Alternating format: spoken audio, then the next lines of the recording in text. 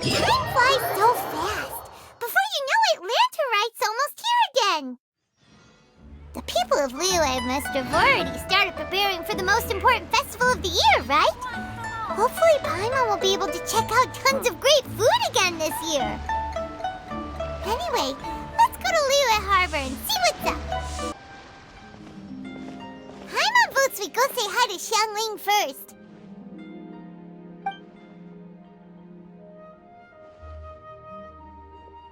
Huh? Xiangling? What a pleasant surprise meeting you here! Oh? Why, the pleasure is all mine, as is the surprise, surely. It must be fate that brings us together in this place. How have you fared as of late? Setbacks are inevitable over the course of a long journey. If you wish to share what's troubling you, allow me to lend my ear. There is no need to shoulder all burdens by yourself. You are too kind. So, Zhongli, are you here to listen to stories over tea again?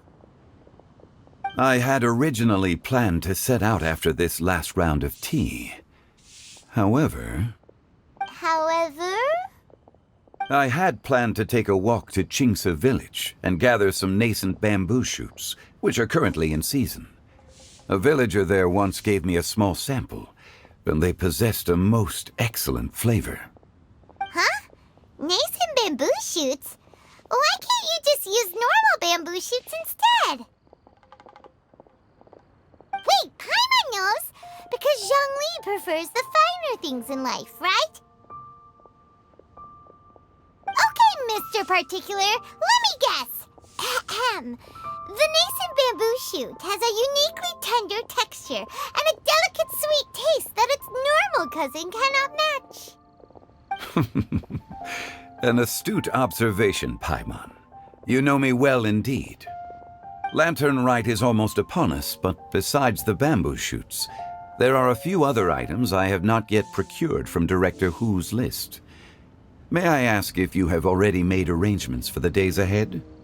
Well, we were planning to use the opportunity to say hi to some of our friends, but before we were able to figure out a schedule, we ran into you.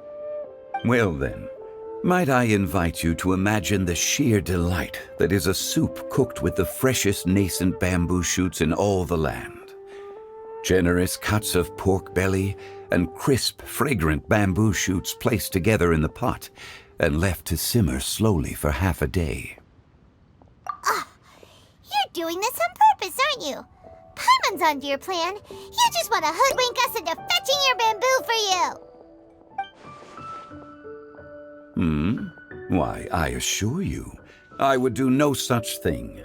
I merely wish to inform you of the freshest, most succulent and flavorful bamboo shoots one could ever hope to taste. Ugh, let's go, Traveler. Paimon's taste buds can't take it anymore. Collecting a few bamboo shoots shouldn't take too long. Paimon has got to get her hands on some of that soup. Such fine specimens are indeed well worth the excursion. Very well. I shall leave the bamboo shoots to you. Should you have the good fortune to find some, please share them with me as well. See? Paimon knew he was just bamboozling us. However, there is no need to rush. The streets of Liyue will be bustling with visitors and filled with all manner of celebrations during the festive period. By all means, go wherever your interests lead you. The nascent bamboo shoots would be but a wonderful final touch to a most exceptional feast. What an honor it would be to savor them in the company of friends. We're heading out. Enjoy your walk, Young Lee. Take care now, you two.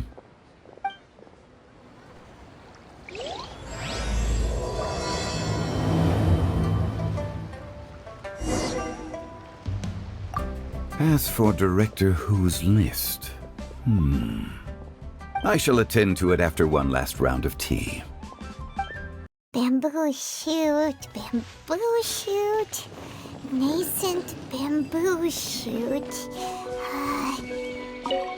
Oh, this one's only just sprouted, and it looks super fresh. Paimon thinks this is the one. There should be enough. Let's head back. Help! Help! Did you hear that? Someone's calling for help. It's coming from over there.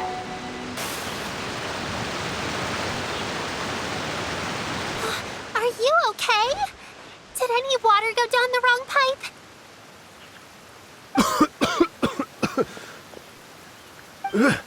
I think I'm okay now. Thank you so much. That was scary. Well, at least you're all right. All thanks to your savior here. Oh, a little girl? Greetings, everyone. My name is Yao Yao. It's a pleasure to make your acquaintance. Whoa, she's so well-mannered. My name's Paimon, and this is the Traveler. I'm Dvorak, a musician from Fontaine. I came through Stone Gate intending to head towards Liyue Harbor, but then I became captivated by the beautiful scenery, and before long, I was completely lost. Just now, I was so mesmerized by the waterfall that I slipped and fell into the water. If it weren't for Miss Yao Yao's help, I shudder to think what might have happened. It's all right, Mr. Dvorak. The splashing around the bottom of the waterfall means the stone path is always wet and slippy. You definitely have to be careful. Next time you're exploring an unfamiliar environment, try to focus on what's right in front of you. Don't let your mind wander. As long as you watch your step, accidents like this won't happen anymore. Yes, ma'am. I understand. I'll remember to be more careful next time. Oh, are you hungry, sir? Oh, I'll be fine. Please, sir, it's quite all right. I was born and raised here in Liyue. It's only natural for me to extend my hospitality to any guests who are passing through. I expect you still have quite a long journey ahead of you. It's very important to keep your energy levels up. I still have some lotus flower crisps left in my backpack. Why don't we split them between the four of us? Aw, what a thoughtful kid! She even has some for Paimon! You're welcome. Mmm, so tasty. If only there were more. Having a healthy appetite is a good thing. It means Paimon's still growing. If I'd known I was going to run into you, I would have made a second batch. Hope you're taking notes, Traveler. This is how you treat your Paimon. What do you think, sir? Are Liyue's snacks to your taste? I wonder if they're not sweet enough. No, they're perfect. When I was traveling through Mondstadt, I had a chance to try one of their moon pies.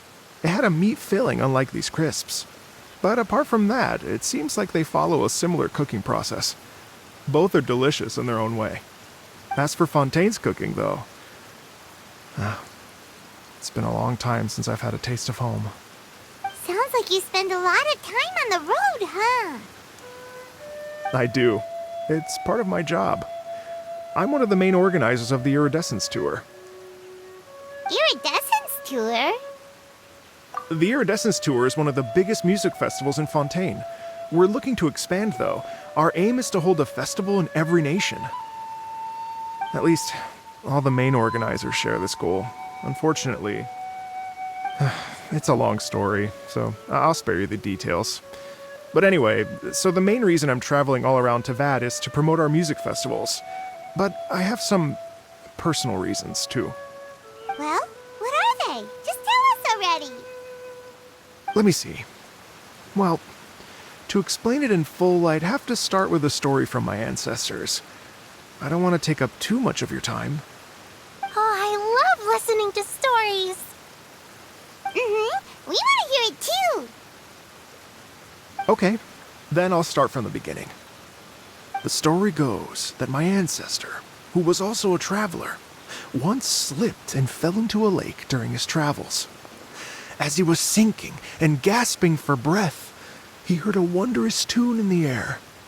They say it was the most beautiful, moving melody he had ever heard. Even in that life and death moment. the ethereal music seized his full attention and almost made him forget the fact that he was drowning.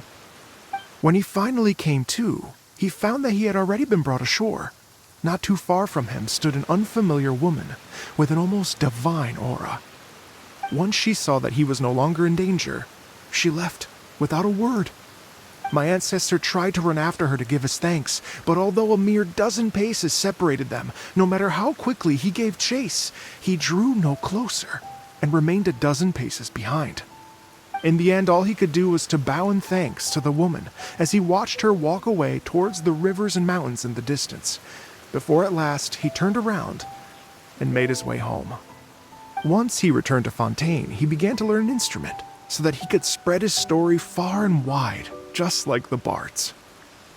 After generations of retelling, embellishing, and dramatizing, people have come to think of that lady as something like a fairy. The story's become something of a local legend in Fontaine. It's called the Lady Overlooking the Lake. People now say that if you go down to the lakeside and play an instrument, so long as you play a pleasing melody, you will hear a fairy lady who is hiding out of sight, playing along with you. Wow! Exactly. It may just be a legend to others, but for me, it's a real part of my family history. I wanted to find out the truth of this tale, so I decided to retrace my ancestors' steps and search for that lady's modern-day descendants. Of course, there's no way of knowing where my ancestor fell into the lake all those years ago, so I always knew that the search would be akin to looking for a needle in a haystack. I've spent many years on the road now, and I'm nowhere near as fit as I was in my youth. The wish that I've spent half my life chasing after has now become something of an obsession.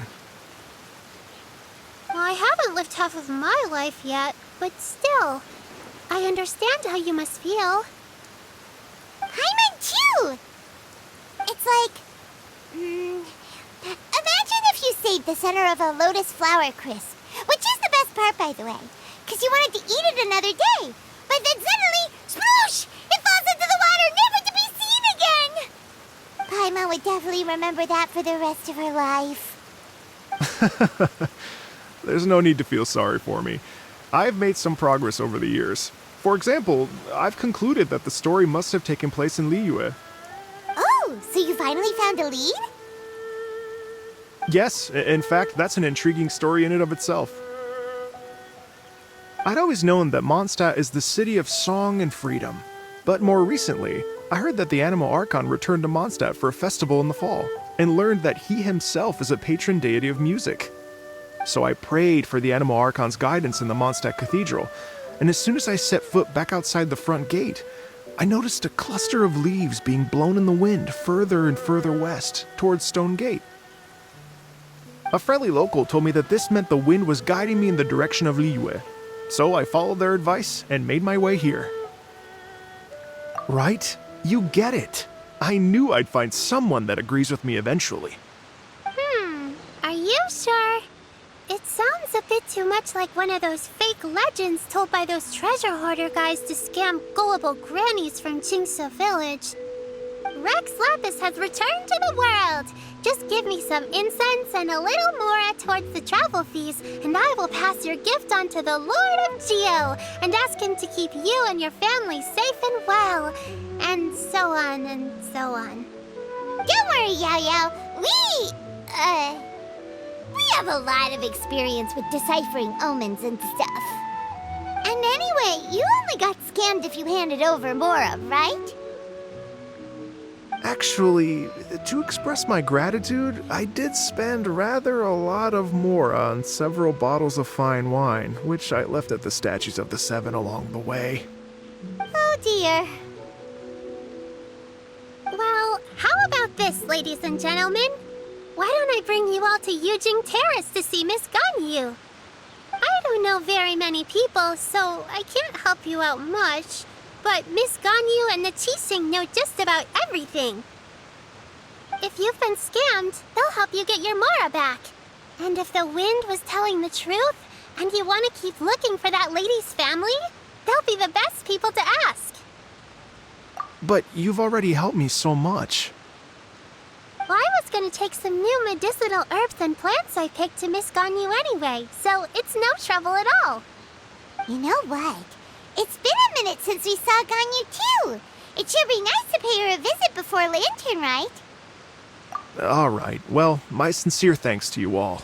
I will never forget your kindness. Okay, everyone. Please follow me. I'll be your guide. Remember to watch where you're going, okay? Uh-oh. Paimon's out of a job. Oh well. Paimon will just be a cheerleader instead.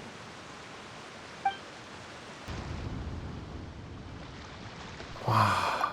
Liyue Harbor looks very different from when I came last. It's almost as if I'm listening to the same melody, but with a richer timbre and new variations added. Well, we are here during Lantern Rite after all. It only comes once a year, so they always have a big celebration. It's fair to say that this time of year is when Liyue Harbor looks the prettiest. Great. Let's go and check it out. I can't wait to get into the city and see it all up close for myself.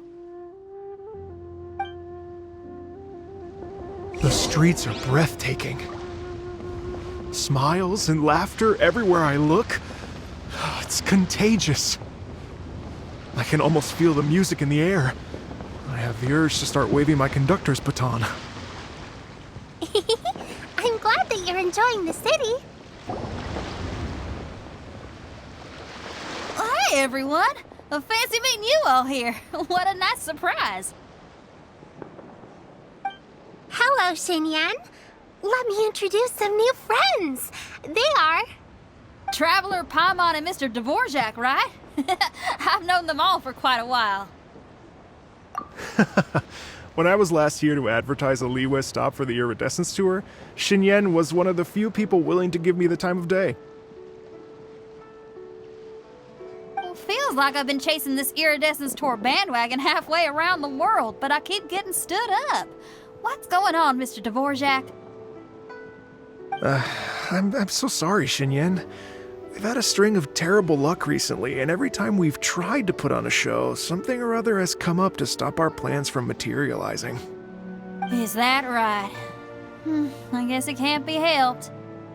So, what brings you to Liyue Harbor at this time of year anyway? Thinking of putting on a music festival during the Lantern Rite celebrations? A Lantern Rite music festival? Yes, please! No, I'm actually here on personal business this time. Oh, so no Lantern Rite music festival? I mean, that's not just up to me. Hosting a music festival takes a lot of funding and personnel. Moreover, I've never worked with the Liyue authorities before. Even if I were to start putting something together right now, I think it'd be too rushed. Wait, but we're going to meet the Liyue Qixing, aren't we? And they're the ones in charge. Uh-huh, that's right. Miss Keqing and Miss Ningguang can make anything happen. You mean... what? This is the perfect opportunity! Well, sure, it might not work out, but it can't hurt to bring it up as a suggestion. That's the spirit! See, even the Traveler agrees with me. Mr. Dvorak, don't let yourself be put off by the fact that a few things haven't worked out recently.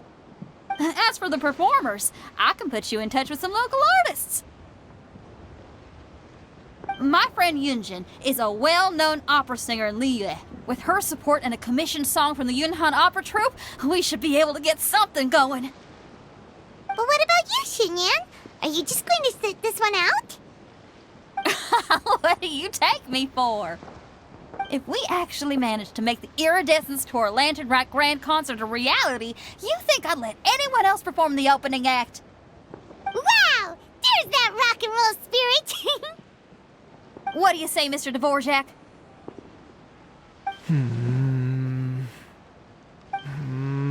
Okay. I'll give it a shot. But the opening act is not something to be chosen lightly, Xinyan. I will judge your work by the strictest of standards, so please make sure you are fully prepared. Are you kidding? I thought you'd never ask. Whew, guess my shopping time's getting cut short. I'm gonna head back right away and start working on this. Yao Yao, if you run into your senior on the way to the Qixing, please send her my regards. Okay, I promise I will. Good luck with your music, Xinyan. You've got this, Xinyan! So about the senior of yours Xinyan mentioned just now, is that anyone we know? Yes, it's Xiangling. She's mentioned you two before. Xiangling's always thinking about cooking. Whenever she gets scrapes or burns, she just leaves them to heal by themselves. She definitely needs someone around her to look after her. I know you must have looked out for her a lot too in the time you've known her. So, thank you for that. Oh, it's Master! Is it okay if I go and say hi to her?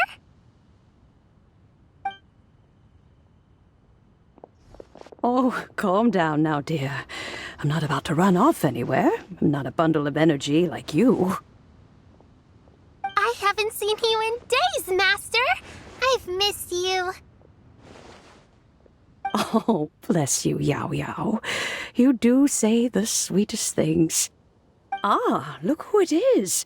Visiting friends during the lantern rite, are we? You're half right, Madam Ping. We were also trying to help out Mr. Dvorak over here. We were on our way to take him to see the Qixing. Hello, ma'am. I am a musician from Fontaine and an organizer of the Iridescence Tour. I don't suppose you've heard of it.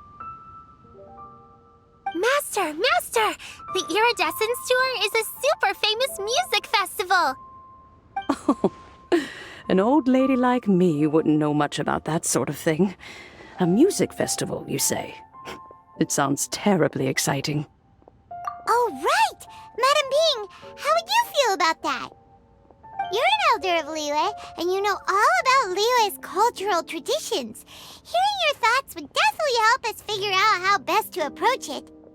For example, do you think it might be a bit too modern, or is there any other issue? Why, not at all. Music pays homage to history and culture, and it can also be a bridge between different civilizations. Times change, and the music enjoyed by the youngsters of today is no doubt very different from the tunes I was accustomed to in my youth.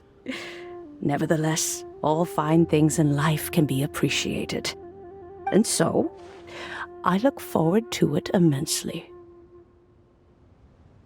Hear, hear. I do believe that, my own dear grandmother aside, you are the wisest old lady I've ever met. Goodness gracious, you're all being suspiciously sweet today. Yao Yao, whatever have you been feeding them? Master, you're in such a great mood today. You're even cracking jokes with the rest of us. Oh, well, I'm sure you must have plenty to be getting on with, yes? Run along now. Don't let me hold you up. Thanks, Madam Ping. We'll see you again soon.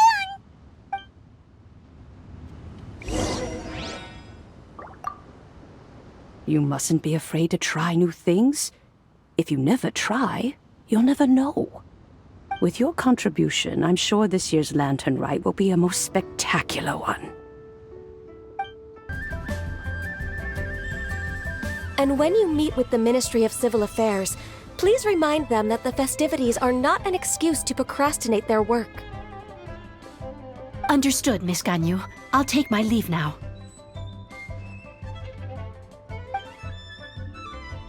Ganyu!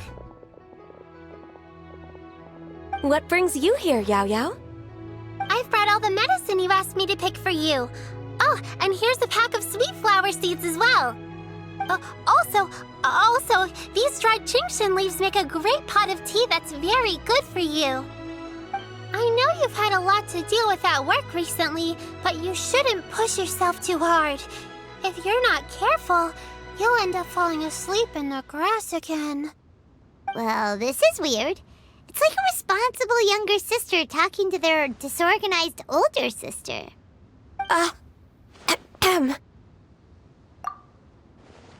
Thank you, but Paimon's criticism is quite valid. I do have a tendency to neglect matters outside of work, and that's something I should improve on. Oh, my apologies.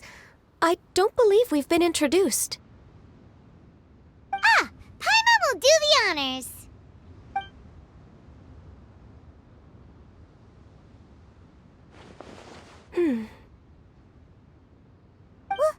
What's wrong? Did Paimon go over everything a bit too fast? It's definitely an ambitious plan. If there's anything you didn't quite catch, Paimon's more than happy to go over it again. It may be a little difficult to make this happen. Oh? Well, the Lantern Rite is the most important festival of the year.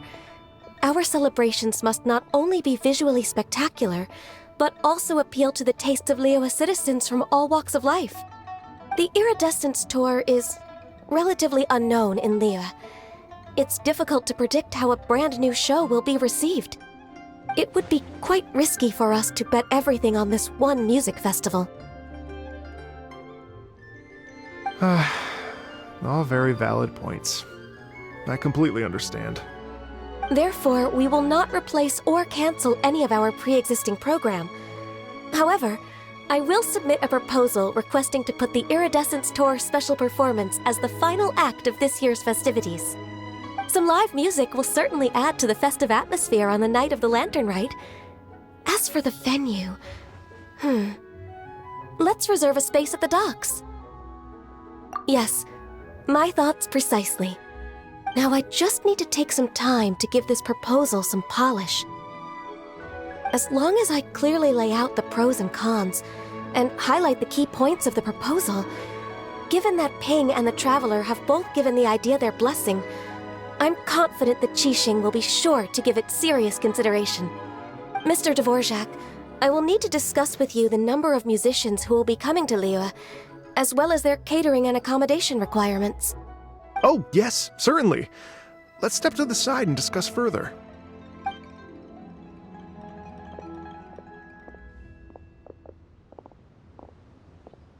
As soon as there's work to do, Ganyu's as diligent as ever.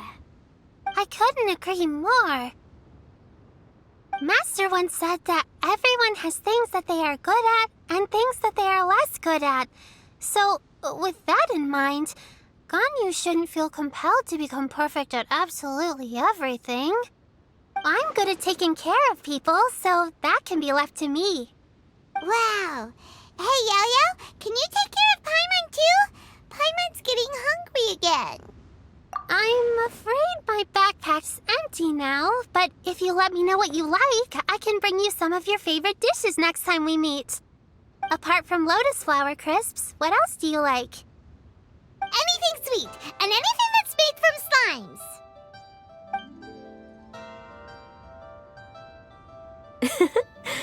Here's what I've drafted so far.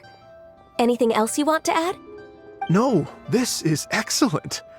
I'm racking my brains, but I don't think you've missed a single thing. Perfect. Then we'll leave it as is. I'll go make an official copy. Oh, perfect timing. We were just wrapping up our discussion here. Not at all.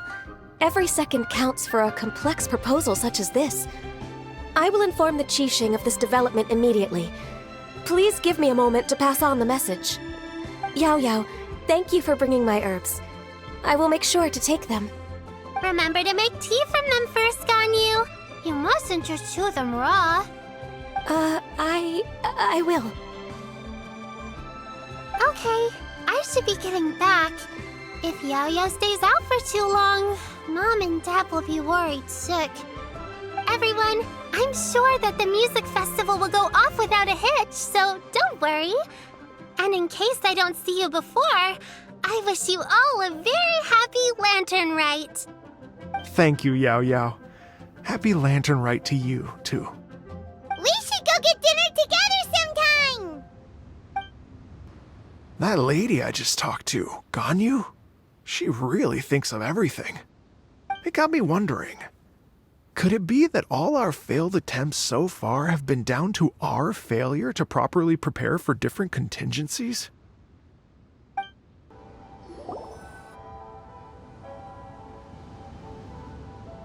Greetings, Traveler, Paimon, and Mr. Dvorak.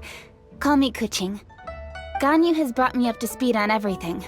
I'll get straight to the point. The Qixing have approved Ganyu's proposal. Over the next few days, I will be working with Mr. Dvorak on behalf of the Qixing to facilitate the organization of this concert. Yay! That's awesome! Please, the Qixing have a duty to deal with matters such as these. We have merely moved things forward to the next step. On a more personal note, I am an avid supporter of all things new and innovative. As such, it is my privilege to work with you on this exciting project. Thank you so much, Keqing. I'd become quite discouraged after our recent failures and was expecting the same outcome once again, so I didn't dare to get my hopes up. Never in my wildest dreams could I have imagined this going so smoothly. It's like a dream come true. Right, time for me to call in the performers. To stage a concert at a high-profile event like this is a rare opportunity.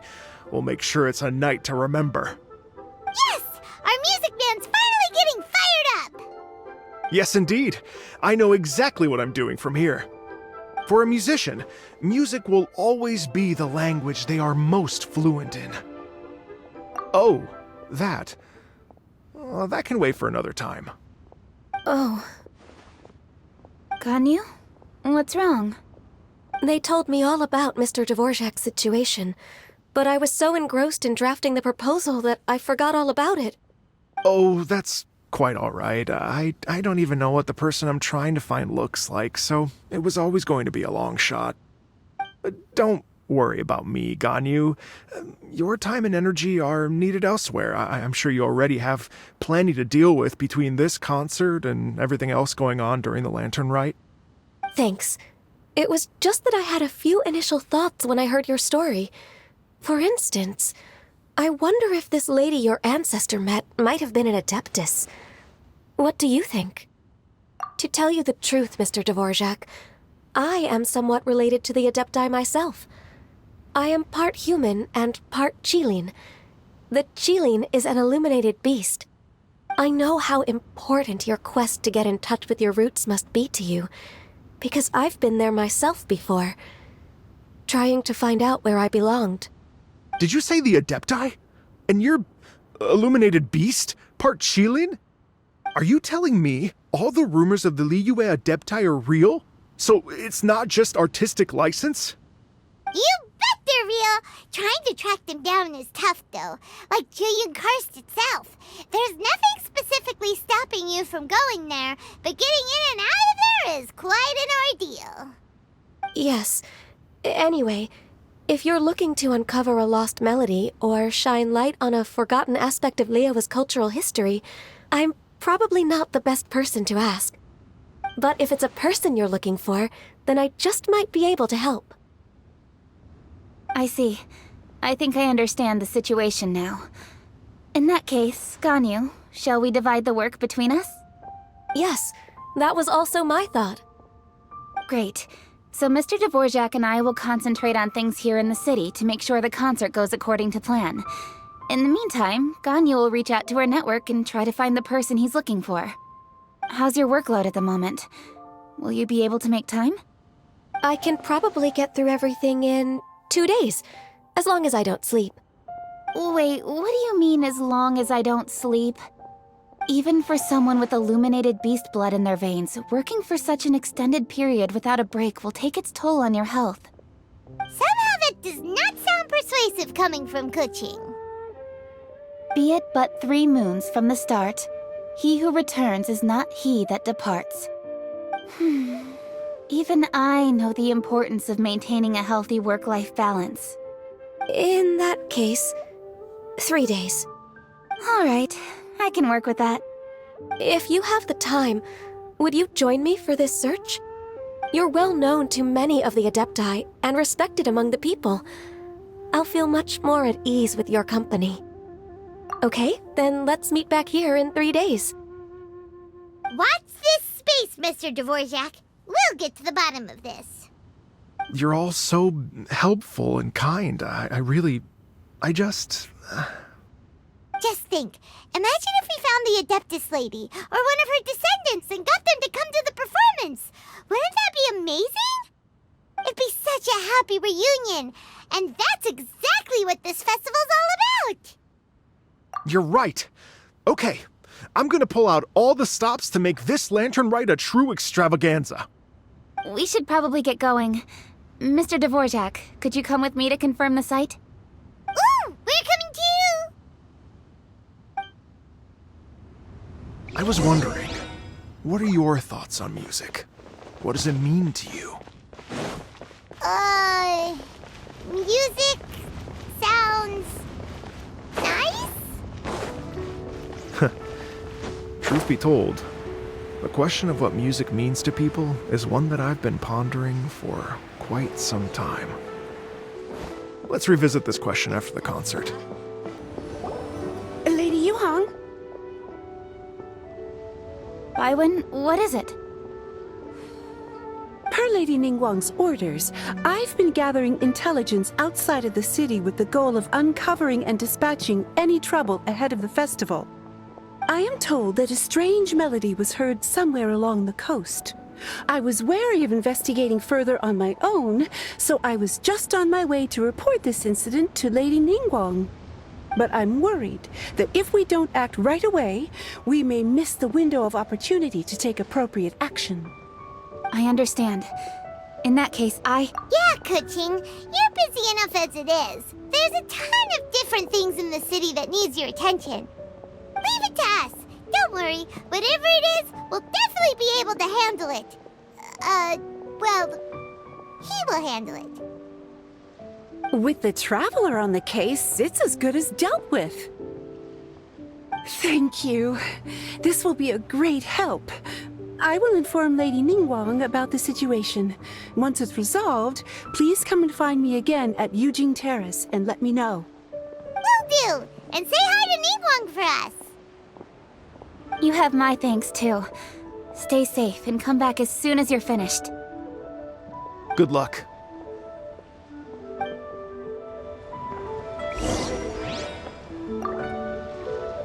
She said she'll reach out to the Yunhan Opera Troupe?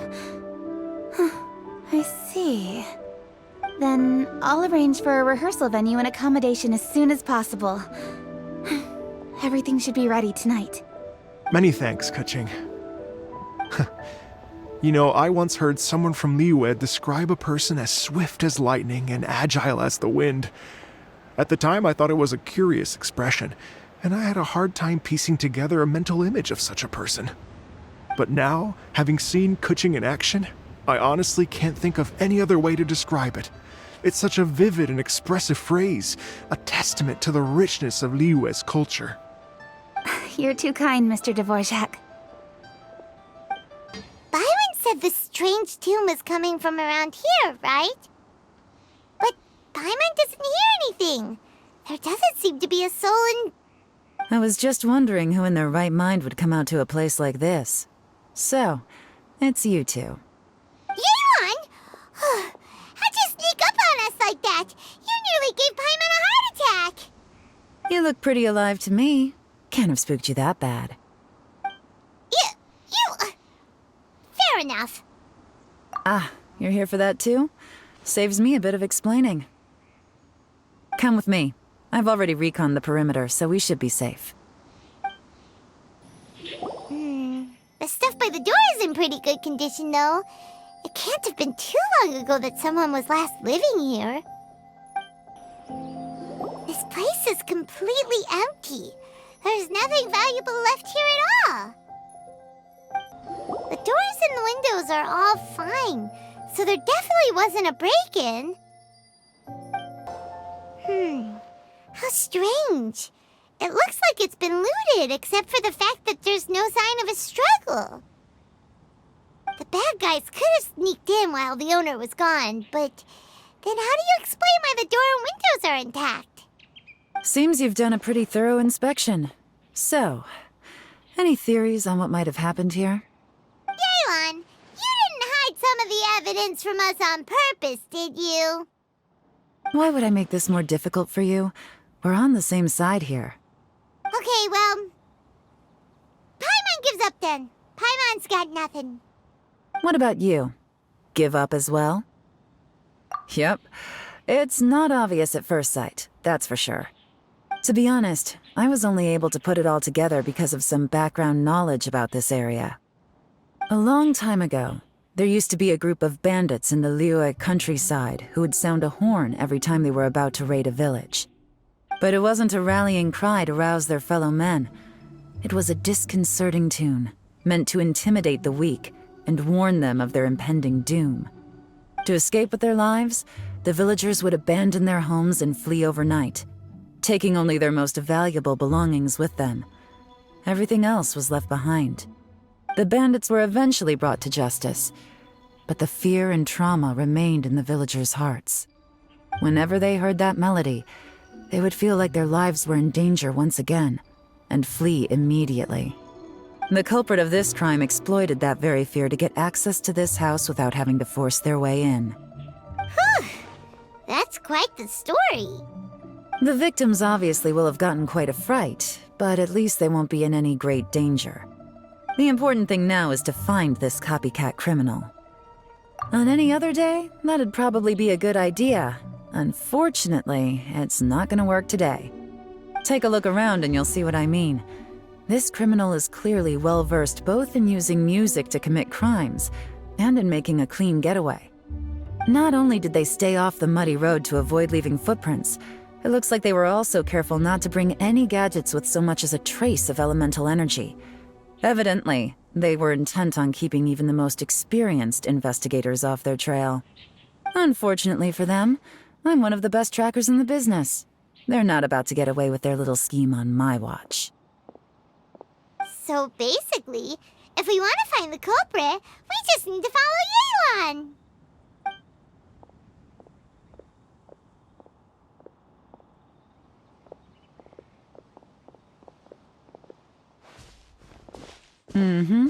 As long as you can keep up. Since the culprit's trying to be cautious and low risk, I'll bet they left through an area with some vegetation for cover, but not so much that it would slow them down. Here, look at this. These tracks are superficial, but they definitely didn't occur naturally. Something heavy was being dragged this way, meaning we're headed in the right direction. Their pace is increased. Normally, people carrying a heavy load slow down as their journey goes on and they start to tire. Whatever's motivating them to speed up must be psychological. For instance, reaching the home stretch. There they are! Look! A treasure hoarder tent! Ugh, not the treasure hoarders again! And so close to Lantern Rite, too! 'Tis not the season for their antics! Come on, let's round them up. Hey! Who are you? Where did you come from? The evidence is conclusive. Okay, confess and we'll go easy on you. My patience is running low, so why don't you do us both a favor, You kidding me? You think I'm scared of you? Perhaps not, but you should be. Curses. Seems like you're not all talk after all, but there's no going back now. Better up my game. Mercy! Have mercy! Oh, it's a little late for that. I've come this far, I might as well finish the job. I surrender! I surrender, please! I'll do whatever you say. Please have mercy. Tell us everything. You have one chance, and I'm warning you. Don't make me ask twice. I won't, I swear. So Lantern Rite's nearly here, and like a lot of people, I wanted to buy a few nice things. I know I'm with the treasure hoarders and everything, but I don't really have any kind of experience with robbing people and whatnot. So I don't have the guts to break into somebody's house. Wow, you're really going to complain to us about that? No, not at all. I'm just telling it how it is. Okay, continue. I racked my brains trying to think of what I could do, and eventually I remembered something from back when I was a kid. The bandits would blow their horn, and my grandma would grab us kids and run. I remember the tune, so I figured I'd try it for myself. I mean, just to see what would happen. At first, anyway, I seriously didn't expect that family to pack up and leave. But they did. And they just left all their stuff right there for the taking. It was too easy. I couldn't resist. It was completely wrong of me. I know that now. I'll return everything that I took. It's all still in perfect condition. It'll be like it was never gone. Please, give me a chance, huh? Let me make it right. Give you a chance, huh? Sounds to me like you'd rather strike some kind of a deal than spend Lantern Rite behind bars. Yes? Yes? You know how to bargain, I'll give you that. It's just a pity that you didn't confess at the first opportunity. You'll have to take a walk with me. Once we've returned the goods, we'll find the owner of the house, and you can apologize to them in person. After that, I'll escort you to the Ministry of Civil Affairs. Yes, ma'am! You know, as a former victim of this kind of crime yourself, I doubt anyone understands the fear you inflicted quite as well as you do. Does your greed matter more to you than your fear? More to the point, if you can play a tune from memory, don't you think you should be capable of making an honest living? You mean... That's enough hints for you. You'll have plenty of time to reflect on all of this yourself. There's not much left to wrap up, so I'll take it from here. Guess this is where I'll say goodbye. What is it? Is there something else? I'm still not sure how you first got your hands on this information, so play it safe when you get back. Don't mention to anyone that you ran into me out here. You helped a lot with the investigation and arrest anyway, so it's perfectly fair for you to get all the credit. Just take it. It works better for me, too. See you when I see you, and happy Lantern Rite. Leon's such a pro at this. With her taking it from here, it's as good as resolved. Whoosh! Random event, a strange melody, complete. Although, it's kind of a shame that we never got that treasure hoarder guy to play the melody again. Right? How could anyone not be? When we were chatting with Mr. Dvorak, music seemed like such a positive thing. And most music is, right? It can help us relax, feel all warm and fuzzy, recall happy memories, or even just think happy thoughts. Paimon never imagined that music could be used to commit crimes. Oh, really? Huh. Makes sense. Paimon's musical understanding improves again!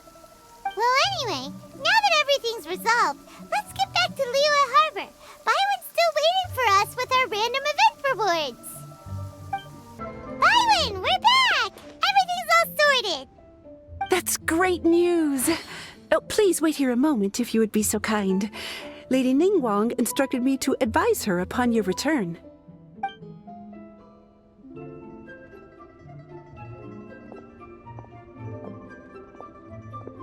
My greetings to both of you. Long time no see. No need to be so formal with us, Ningguang. We've known each other for a long time now. You must be super busy with all the preparations for Lantern Rite. Don't mind us. On the contrary, I think it is those that I have known longest to whom I should extend the greatest courtesies. Alas, on a different day, I would invite both of you inside for some tea and a brief respite from your travels. But you're quite right. Trivial matters aside, there's no escaping the fact that we have a grand concert to organize. Once the performance itself is over, we'll then need to invite the representatives of the Iridescence Tour for a discussion on future collaboration opportunities. The financing arrangements alone could well entail many rounds of discussion. Simply put, there will always be work to do. Whoa, you're already thinking that far ahead? Well, we can discuss more current affairs if you'd prefer. I trust you saw this year's Mingxiao lantern at the docks when you arrived at the city? Yeah, it looked like a goose. Which Adeptus is it modeled on this time? Sea Gazer. I believe you're familiar with the name. Legend holds that he was free-spirited and easygoing. People described him as a cheerful soul and a loyal friend. On this marvelous lantern rite, we pray that the fallen heroes may be guided home. If the sound of music can flow like the rivers and streams into every corner of the land, perhaps the souls of those who have gone before us will hear the song of a new era. I wonder whether the melodies will be to their liking. Oh, they're gonna love them. Paimon's sure of it. At least, if the guy you mentioned is anything to go by, the Adepti and heroes of the past sound like a positive and free-spirited, cheerful bunch. They're sure to be open to new music. Well, let's hope so. I heard that you'll be going on a search with Ganyu to find the descendants of a fairy lady from a Fontaine legend. I'm sure this quest to uncover the truth behind an ancient story will turn into a most charming tale. Do share it with me, won't you? I couldn't bear to miss out. Looks like it's about time for us to meet up with Ganyu. Let's head to Eugene Terrace.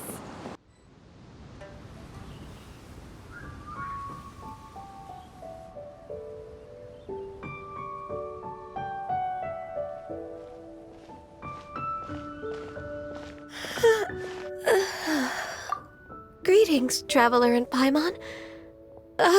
What time is it? Are you okay, Ganyu?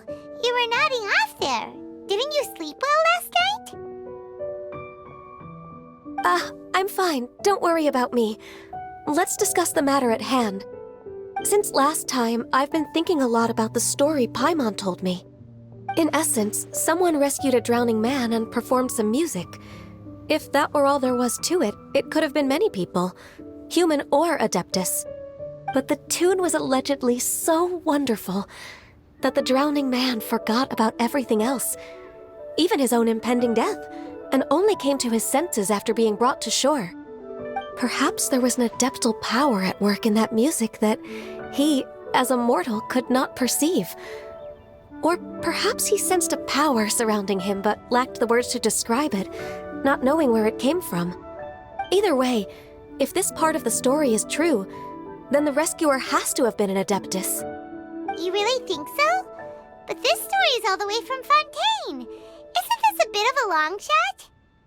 Also, Paimon's really curious about how people from Fontaine think this fairy lady looked. Ooh, like a crystal fly's wings? That would be pretty cool. But Paimon definitely can't imagine any of the Adepti looking like that. Actually, Ganyu, if you had to save a drowning person, how would you go about it? Huh? Me? Well, I'd get them to the shore, and then I'd probably hide behind a tree and watch them for a while.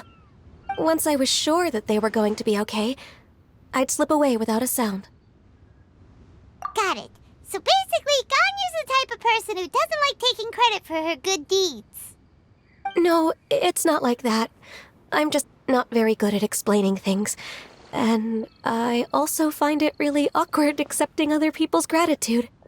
Well, what if this Adeptus in the story had a similar attitude? That would explain why she just left without saying a word. She was probably thinking something like, One was merely passing by and saw fit to address this egregious disruption to one's graceful zithering at once. You may keep your thanks to yourself. That was actually a very good impression of Cloud Retainer, Paimon. As far as I'm aware, Cloud Retainer isn't the most musically gifted. Still, we can't completely rule her out just yet.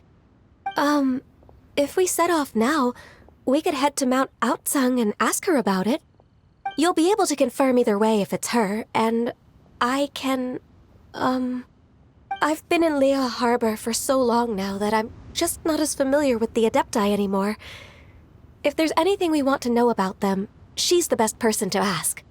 Sounds great! And we're pretty close with Cloud Retainer by now, so we probably don't even need to bring her food this time, right? I've prepared a gift for her to mark the festival, just in case. However, Cloud Retainer spends most of her days studying mechanisms in her abode. She's on her own so much of the time that the moment she has someone to chat with, she just Never mind. I promised I'd help Mr. Dvorak, and now that I've made the contract, I can't be having second thoughts. Traveler, Paimon, let's set off for Cloud Retainer's abode. Seems like this is a tough decision for Ganyu, but she's made up her mind now. Paimon gets why she'd be so anxious.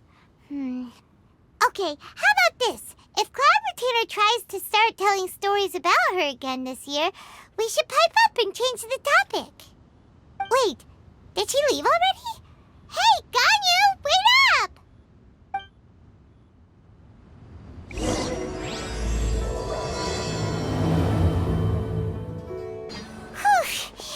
Paimon's so tired from trying to keep up. Don't either of you need to take any breaks? I can't believe it. Cloud Retainer is not here. Huh? Did we miss her? She doesn't like to travel, so in the past, it's always been the other Adepti who come to visit her during the festivals. Somehow Paimon doubts that anything could cause serious trouble for her. True. Now that I think about it, Cloud Retainer would be quite capable of taking care of anything on her own. There's no need to worry about her. Since she's not here, I guess the next step is to check all the other Adepti abodes, one by one. Uh-oh. Will it involve a lot more traveling?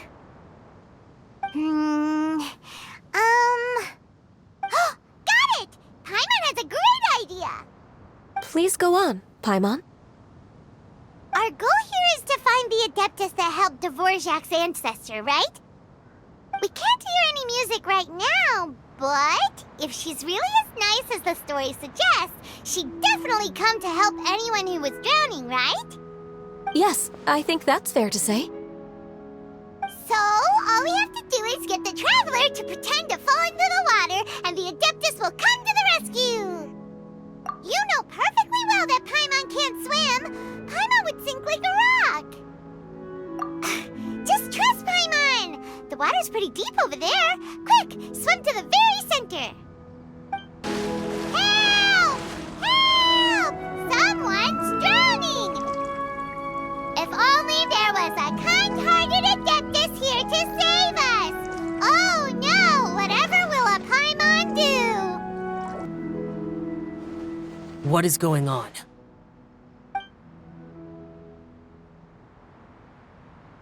How do you feel right now? Shenhe! And the Conqueror of Demons! Why don't you say something? Please don't make Paimon explain it. Okay, fine. Paimon will explain.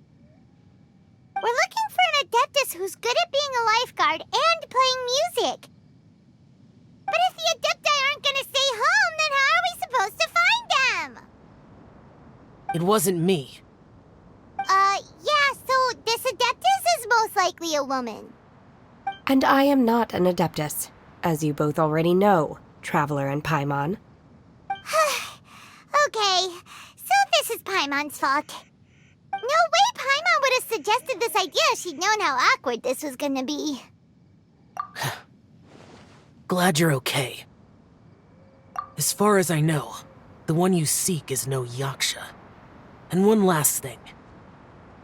Your actions here caused others a great deal of worry. Do not repeat them again in the future.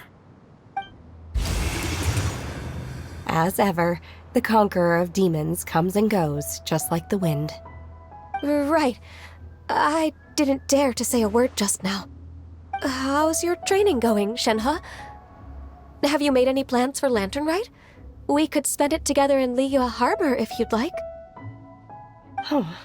I had planned to spend the festival with Master this year.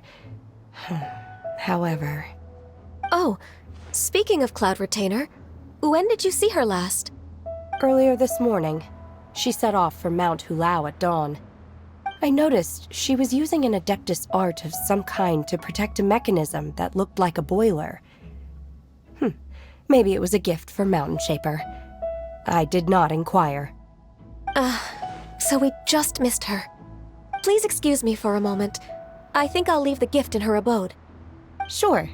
Thank you.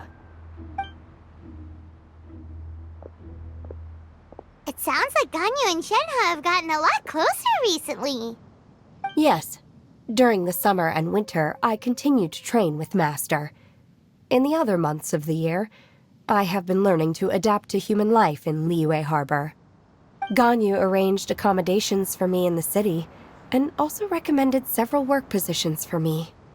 But when I try to blend in by referring to her as Miss Ganyu or Lady Ganyu, like the others, she says I mustn't address her like that. Sometimes I'm supposed to copy other people. Sometimes I'm not. It's a little difficult to keep track of everything. Oh, is that what it is? Noted. So, you came looking for Master today because you wanted to ask her about the Mystery Adeptus. Is that right? Yep.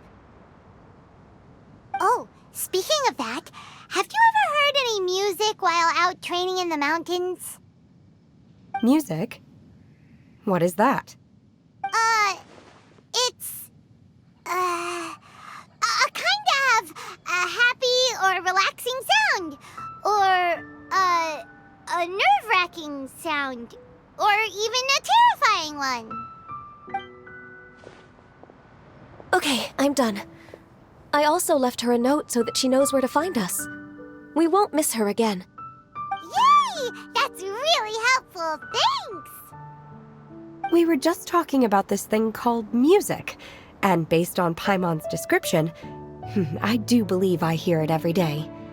Please follow me. Oh, really? Great, let's go! This is the place. I enjoy training here to the sound of music.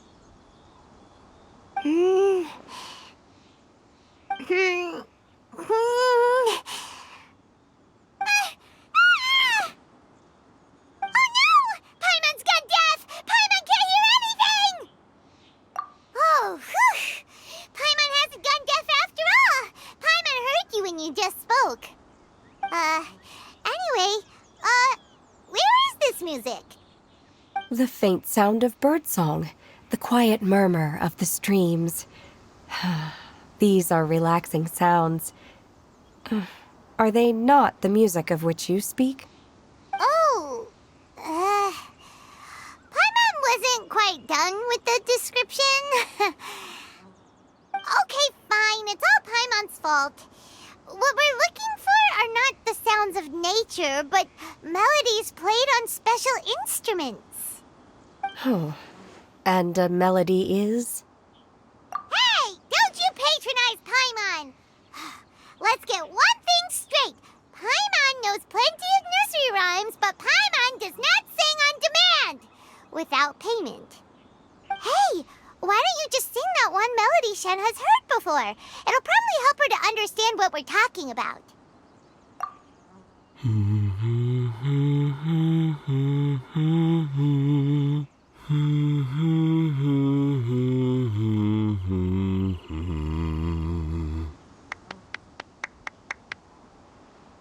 Oh, was that from the opera that Yunjin sang? That was a melody, and melodies can be called music.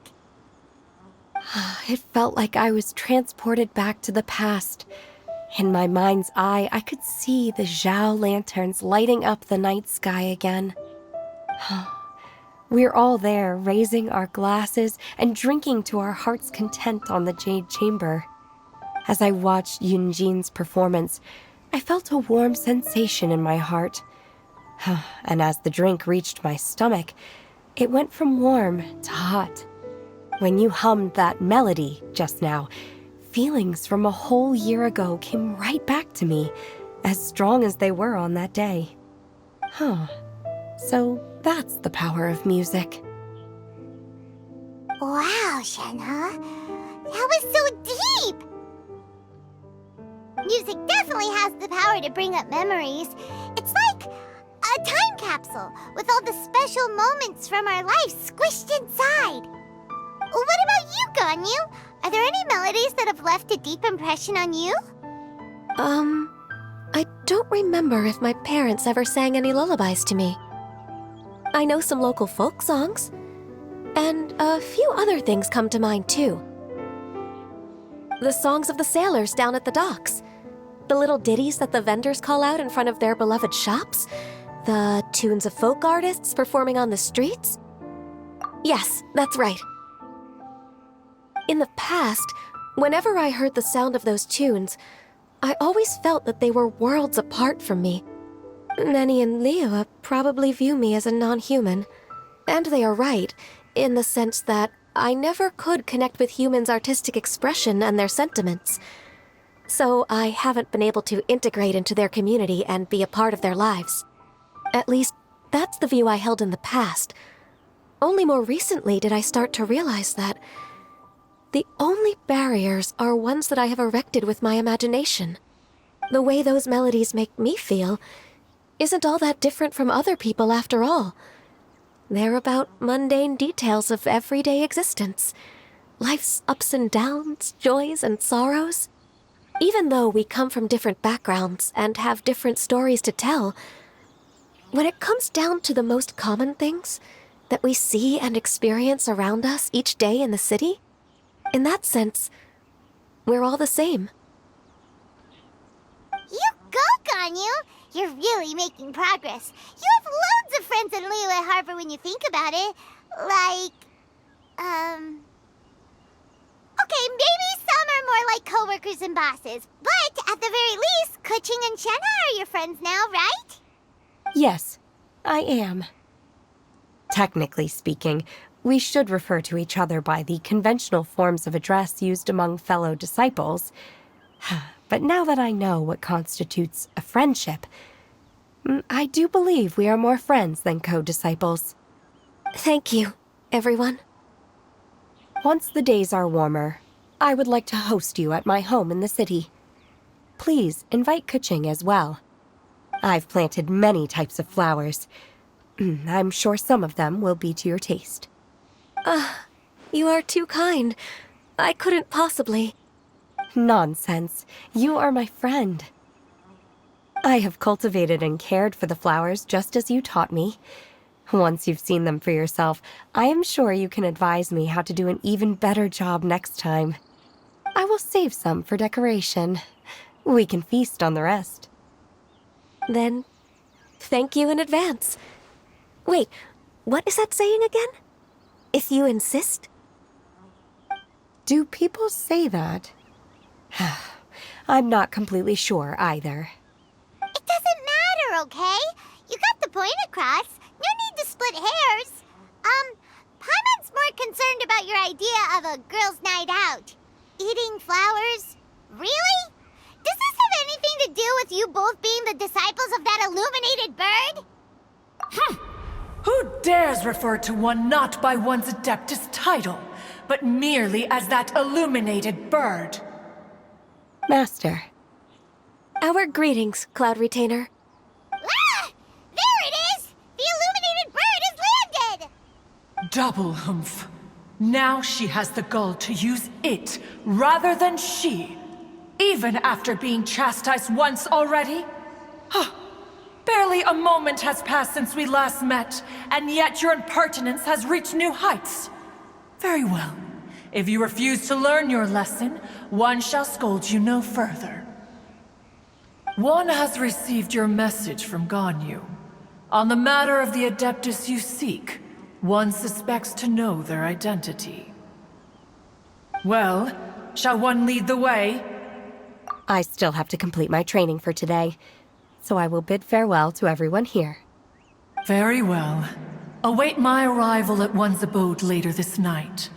On this special occasion, you should indulge yourself with some savory dishes. If you want to release a Shao Lantern, come and find us anytime. Thank you, everyone. Happy Lantern Rite to you too.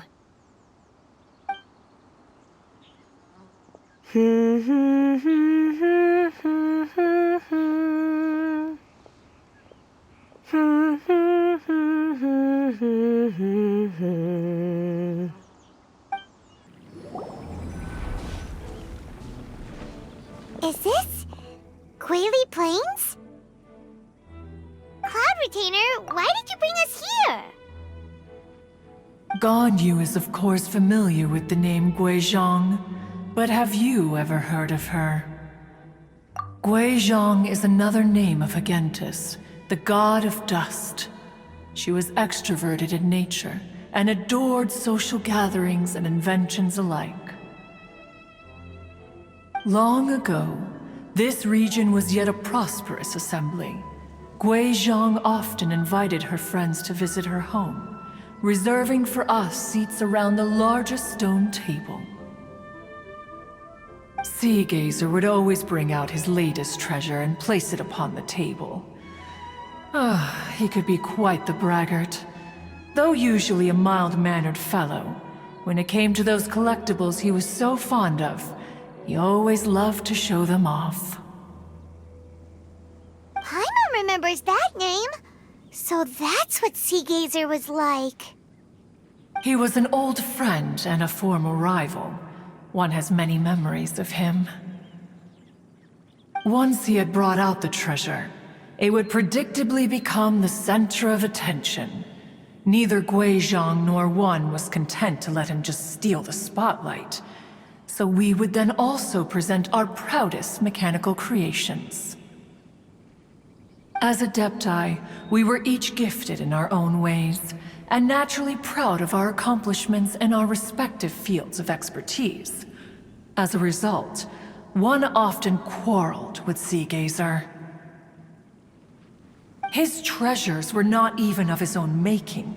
He just used his exploration skills to dig them out of the ground. How, pray tell, could he compare to me, when every single one of one's accomplishments were crafted by one's own hand? Cloud Retainer, you are getting competitive again. One digresses. Regardless, every time an argument occurred, Guizhong would come over to watch us during our mutual lambastics. On some occasions, she would join in, and on others, she'd take one of us by the limb and start uttering the most ridiculous nonsense. What kind of nonsense? No kind of nonsense were we spared. Sometimes she would brazenly opine, why argue between yourselves when neither of you could ever hope to beat me? Other times, she would make unsolicited suggestions, such as, once you two are done arguing, let's go to the foot of the mountain and grill some meat. She always sought to make everyone happy, and one must say, she had quite the gift for it. No matter what nonsense she said, one never felt bothered or offended. It also helped that she never referred to one as that illuminated bird or lady bird. Come on, get over yourself! Anyway, just as our impassioned arguments would reach the apex of acrimony, Marchosius would bring his delectable dishes to the table. Who would dare snub the stove god and his wondrous creations? At the sight of him, we would all immediately drop the argument and prepare the table for a night of feasting and drinking. Back then, one was always bothered by how the cups Rex Lapis brought were always too square for one's taste. Can you see yourselves ever enjoying a drink from a square cup? Precisely. So, as you can see, even one as great as Rex Lapis was not immune to making the occasional blunder. Even one could never find fault with Marchosius's cooking. As we ate, Guizhong would continue to find topics for conversation, filling the table with humor and laughter. Each of those old fossils had their character flaws and points of obstinacy. So why was it that whenever we dined together, we always had a marvelous time? We would drink together from a spot high in the mountains, until the moon set and the sun rose, and only then would the banquet finally come to an end. Streetwood Rambler would often remain to admire the flowers with Guizhong before returning to her own abode. The glaze lilies were far more abundant back then. Entire fields of them would appear to the eye as a veritable sea of flowers. Streetward Rambler? That would be Ping. You probably know her as Madam Ping. Oh, okay. Wait, this is a lovely story and everything, but didn't we come here to find that Adeptus from Mr. Dvorak's story? Or are you saying that it was Guizhong? Didn't she, already, Alas, long has one avoided this place for precisely that reason. The sights here are a reminder of a time long gone, and evoke much sorrow. One should have guessed that you would disrupt one's poignant moment of mourning with your incessant questioning. No matter, one will share the whole story with you now. In times gone by, one quarreled oft with Guizhong concerning mechanical principles. We each had our ideals, and neither would yield. Under the pretext of a social gathering, one invited the impartial Rex Lapis to judge the quality of our creations. But Rex Lapis declared that Guizhong's Obscuro Vulpus mechanism was superior. Though one was too proud to acknowledge it, in one's heart, one knew that Guizhong was indeed the superior talent in the mechanical arts. As for the story between Guizhong and Streetward Rambler, that begins with a certain bell. In Guizhong's opinion, while mechanisms were no substitute for human composers, they were yet capable of producing simple but fine melodies. But Streetward Rambler believed music to be an expression of the soul, an emotional enterprise that could never hope to be replicated by machinery. They argued endlessly, until one asked Rex Lapis to intercede. He confiscated the bell and designated it for ceremonial use. Thereafter, one would often find them convening in the mountains, discussing music, mechanics, and all the affairs of the mortal world.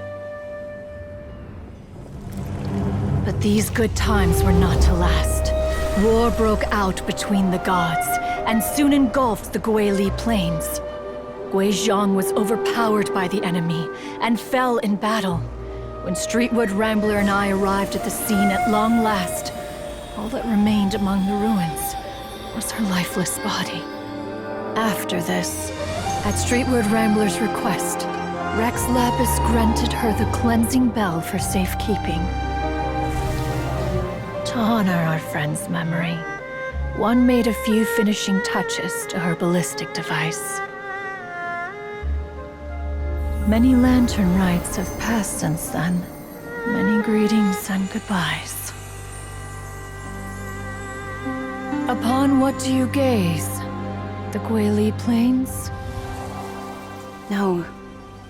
It's everything.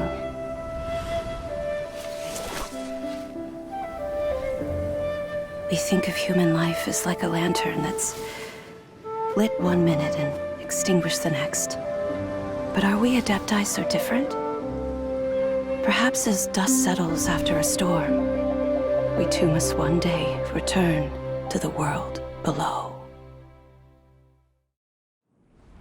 One has always been austere and private by nature, and has never relished socializing. One's dealings with Guizhong were born out of discussions on the discipline of mechanics. What? You have loads of friends, and you seem pretty chatty. Just because one is not ignorant of social graces does not mean one is fond of them. One is perfectly capable of partaking in conversation despite being introverted. But in the end, one is nothing like Streetwood Rambler. She is dauntless but thoughtful, not to mention eloquent and wise. Moreover, her friendship with Guizhong was far greater than one's own. Back when they were rivals, they would often compete against one another in the realm of musical composition. That cleansing bell was one of Gui Zhang's proudest works, having the ability to both compose and perform. Wait, that's weird. Didn't Madame Ping say she pestered an old friend for that bell? And she also said something about being a vain beauty when she was young or something. Streetward Rambler, a vain beauty. My foot. That bell has a sad history. Clearly, she refrained from sharing with you the truth of its origins, since the right time had not yet come. As for her old friend, who else could it be? As soon as Streetward Rambler heard that a certain Zhang Li wished to borrow the bell, she realized that the man was none other than Rex Lapis, and that he had made an enormous decision. After all, we all have known each other for several millennia. Some things between us are implicitly understood. Whoa! So they were talking in secret code? Oh, Paimon did not see that one coming. Enough of your intrusions. Where was one up to? Ah, yes. One remembers now. The cleansing bell is powered by a mechanical art, and can be used to great effect as an accompanying instrument. After the passing of its creator, it was used on numerous occasions during rites of parting. But Streetward Rambler did not acquire it from Rex Lapis for the purpose of producing further funerary tunes. No. Each time she rang it, it was to play the tune that Gui Zhang composed on it. The two once clashed over their beliefs about the meaning of music. Who would have thought that with Gui Zhang's passing and Streetward Rambler's mourning, two tunes composed in discord would eventually become one harmonious composition?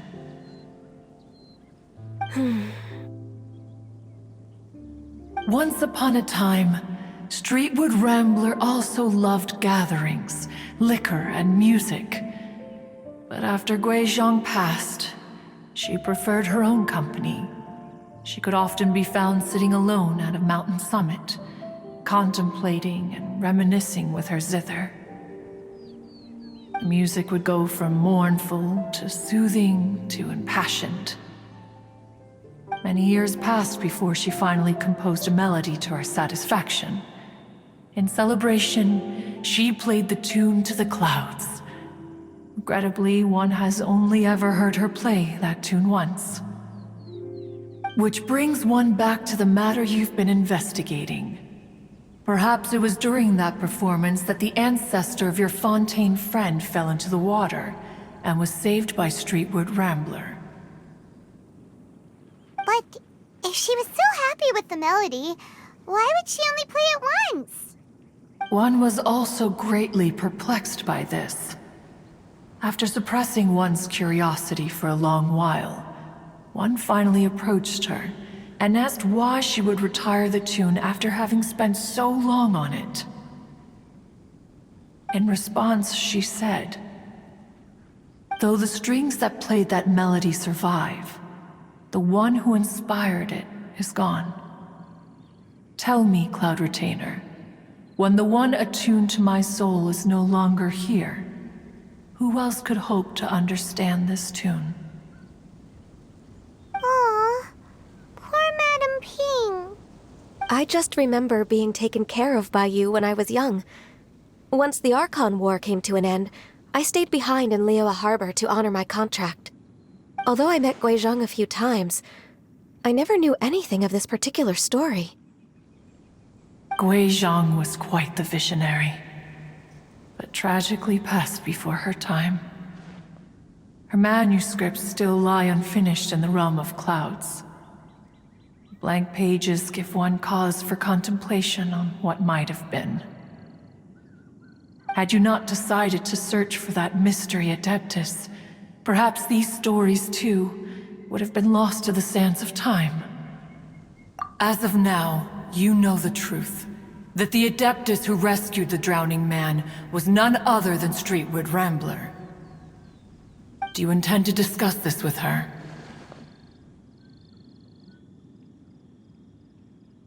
Do you mean Ping might find the topic too distressing? Precisely.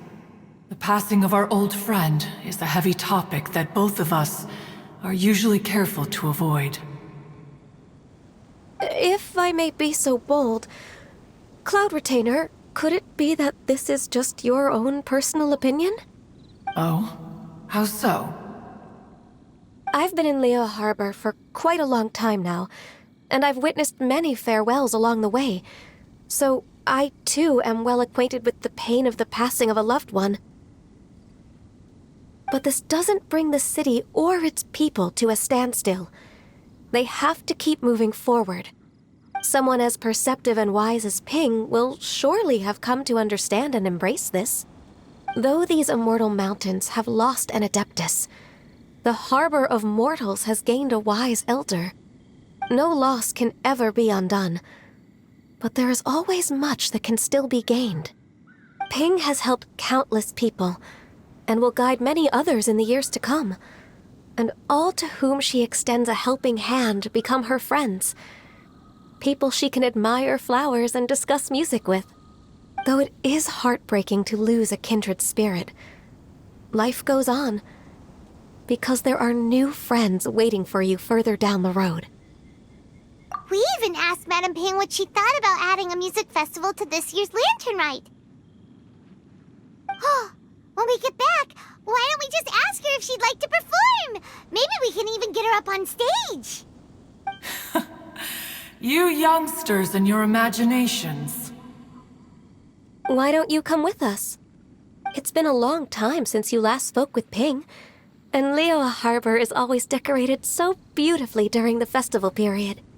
Is not every Lantern Rite the same in this regard? Were there ever anything new to discuss? One in Ping could meet any day of the year. I disagree. Each new day and each new year is different from those that have come before. How long will you simply let them pass you by? The edibles she brought this time were indeed quite delectable. Very well. Then one will be off. If the other old fossils have sneaked away into the city to amuse themselves, one shall soon find out. All right. We should be getting back to the harbor as well. We don't want to keep her waiting. Once the Guili Assembly, now the Guili Plains. Say, if we planted flowers there and cared for them carefully enough, do you think that one day we'd be able to recreate the sea of glaze lilies? Allow one to take back one's praise from a moment prior. You are still far too given to flights of fancy, child. What? Cloud Retainer? You were still listening? One observed that you were making no effort to leave, and returned to chasten and hasten you. This time, one is departing in earnest.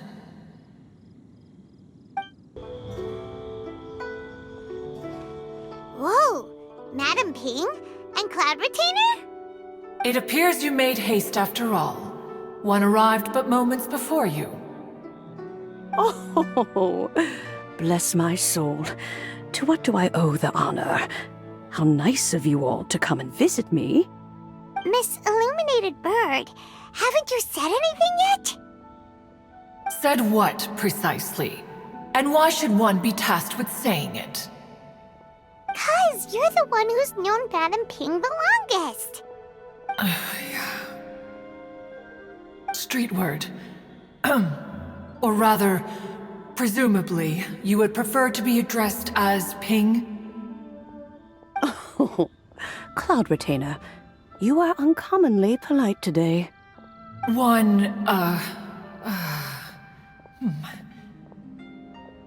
Given that Lantern Rite is almost upon us, the weather in the city is most pleasant, and a sweet floral fragrance lingers in the air. Ahem. Ganyu, please continue from here. Huh?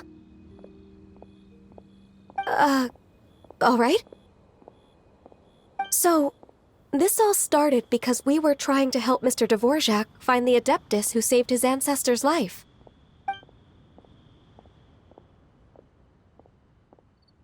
Cloud Retainer informed us that the one who played that melody and rescued the drowning man was none other than yourself. Let me think. Yes, I do believe I recall that encounter. What a long time ago that was. I'm surprised that you still remember it. Even more astonishing, perhaps, is the fact that this story has survived this long at all, when mortal lives are so very brief. It appears that she has proven herself right once again. Who's she? We like to call her Guizhong. From the look in Cloud Retainer's eyes, I sense that she has already told you all about her.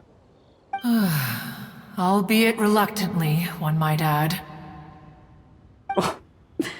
There is no harm done. After all, Lantern Rite's very purpose is to commemorate the heroes who gave their lives for Liyue. Although Guizhong did not live to see the splendid sights of today, she was as much a hero as any other. So how has she proven herself right again exactly? Once upon a time, she said to me that humans were a weak form of life that she wished to protect with her wisdom. But as she interacted more and more with them, her opinions on them began to change. She marveled at the beautiful complexity of their spirits, the sheer splendor of all they could accomplish through their hard work and intelligence. She told us that to underestimate human potential would be to make a grave mistake. With the smallest amount of guidance, enormous power can be unleashed in them. And a human who has reached their full potential may well be her equal. Someone who could have as much to teach an Adeptus as to learn from them. She always had a way with words. That her mechanical accomplishments were judged superior to one's own was, one suspects, in large part due to her sheer eloquence. Speaking of mechanics, Cloud Retainer, do you still remember that potted plant mechanism? The one that the two of you gave me as a gift? Of course. Guizhong and one both put an immense amount of effort into that gift. It would be no overstatement to call it a testament to each of our individual technical genius. As Guizhong once said, it takes every blade of grass and every flower to make a homeland. When I see the sight of Liyue Harbor before us today, I am reminded of this. Madame Ping looks very emotional right now. Of all of us, it was Guizhong who was the fondest of these grand and exciting occasions. If she were still with us, I'm quite sure she would still be trying to best Cloud Retainer's finest works at every opportunity. Liyue Harbor is always filled with the sound of music at this time of the year. If she were here, one is certain that she would seek you out to discuss and debate the virtues of various melodies. Oh yeah, music! We've been dying to ask. What was the melody that you played back then? Oh, also, with you being such a music expert and all, why don't you join the concert as a performer? I can make arrangements right away. Oh, as much as I don't wish to dampen your enthusiasm, it's been a long time since I played this zither. My fingers don't have the dexterity they once did, and Whenever I play that tune, it always reminds me of her. I start wondering what she would think of the changes I have made to her melody. There was a period of time whenever I started strumming, it almost felt like she was back again. Sitting right there on the stone stool next to me, chatting away. Skybracer and Seagazer too, looking just like they did in the old days. No matter how much time goes by, the moment that melody starts playing, it transports me right back to that time in my memory. So the past still weighs heavily on your heart? Well, I would be lying to myself if I claimed to have completely moved on. But that is not to say that grief doesn't get easier with time. Despite the sadness, I have found many things that bring me joy in life.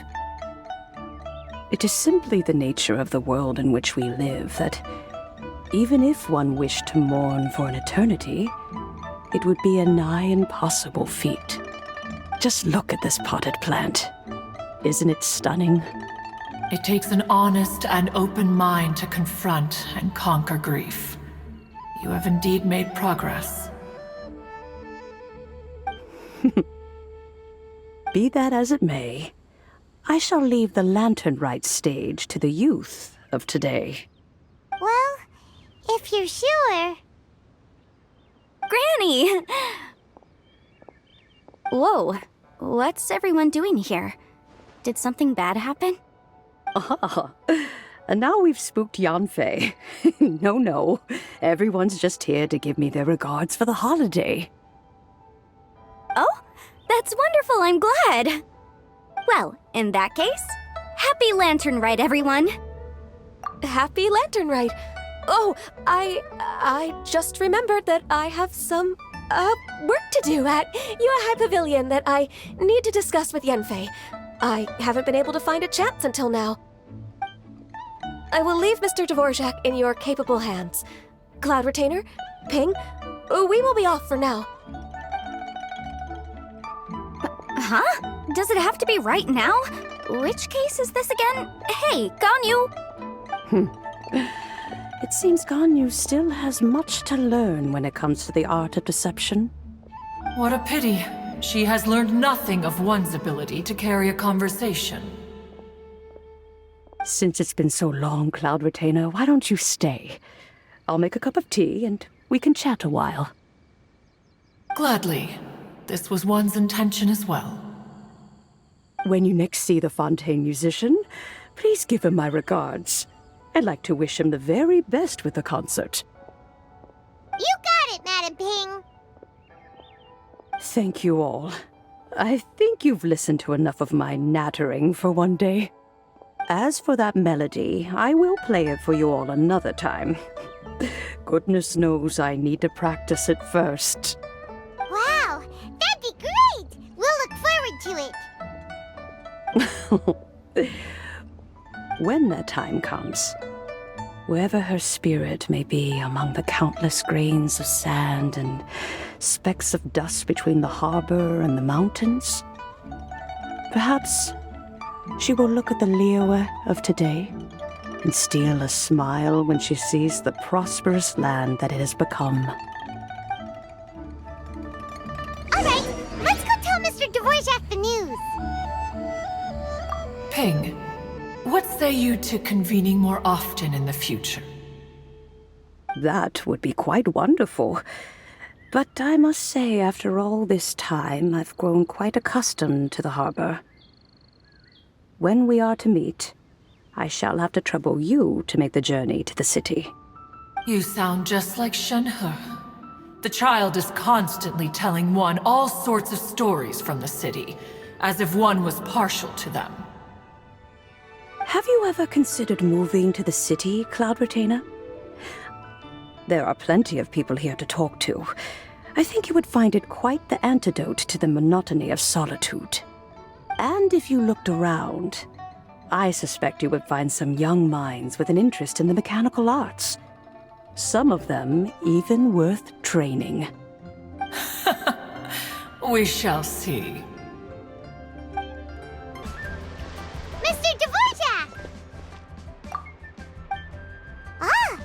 Kuching's here too!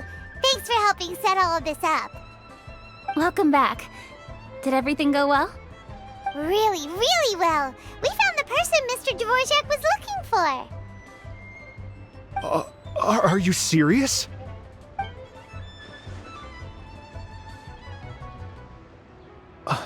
I see. So the melody my ancestor heard was an adeptus remembering her late friend? That certainly explains why it was such a powerful and poignant tune. Huh. That's a really interesting first reaction. Guess that comes with having a musical mind. I have to say, though, it's hard to believe that the fairy from the tale is now an elderly granny. Oh, Paimon knows exactly what you mean. Normally, Adepti don't age at all.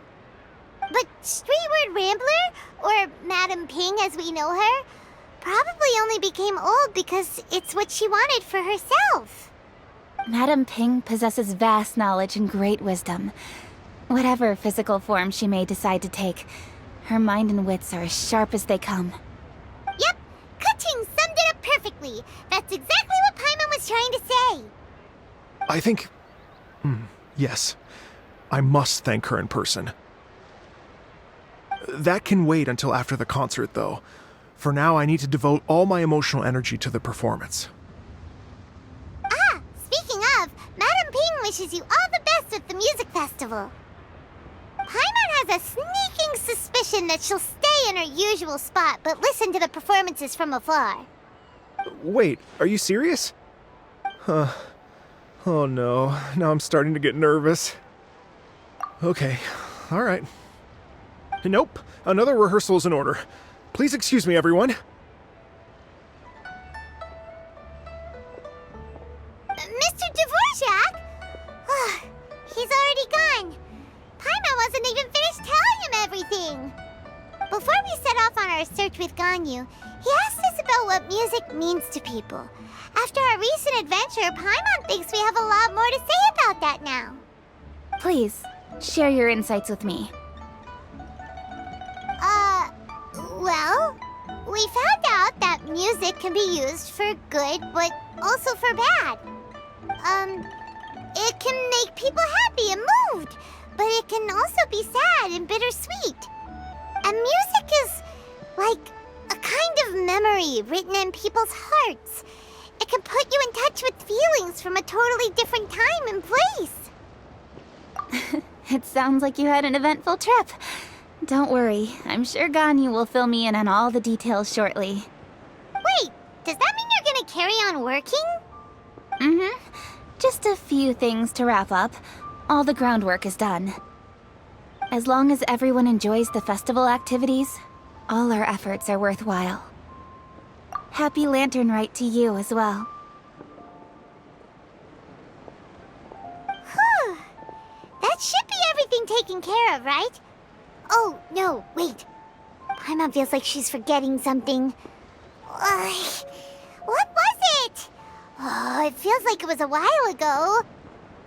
Shoot! Latent... Wait, no. Anyway, fancy bamboo shoots! Zhang-Li said he wasn't in a hurry, so if we went now, there's probably still time, right? Anyway, even if we don't make it, it's not our fault. He could have totally picked them by himself. Ugh. Anyway, let's go check with him at Wangsheng Funeral Parlor.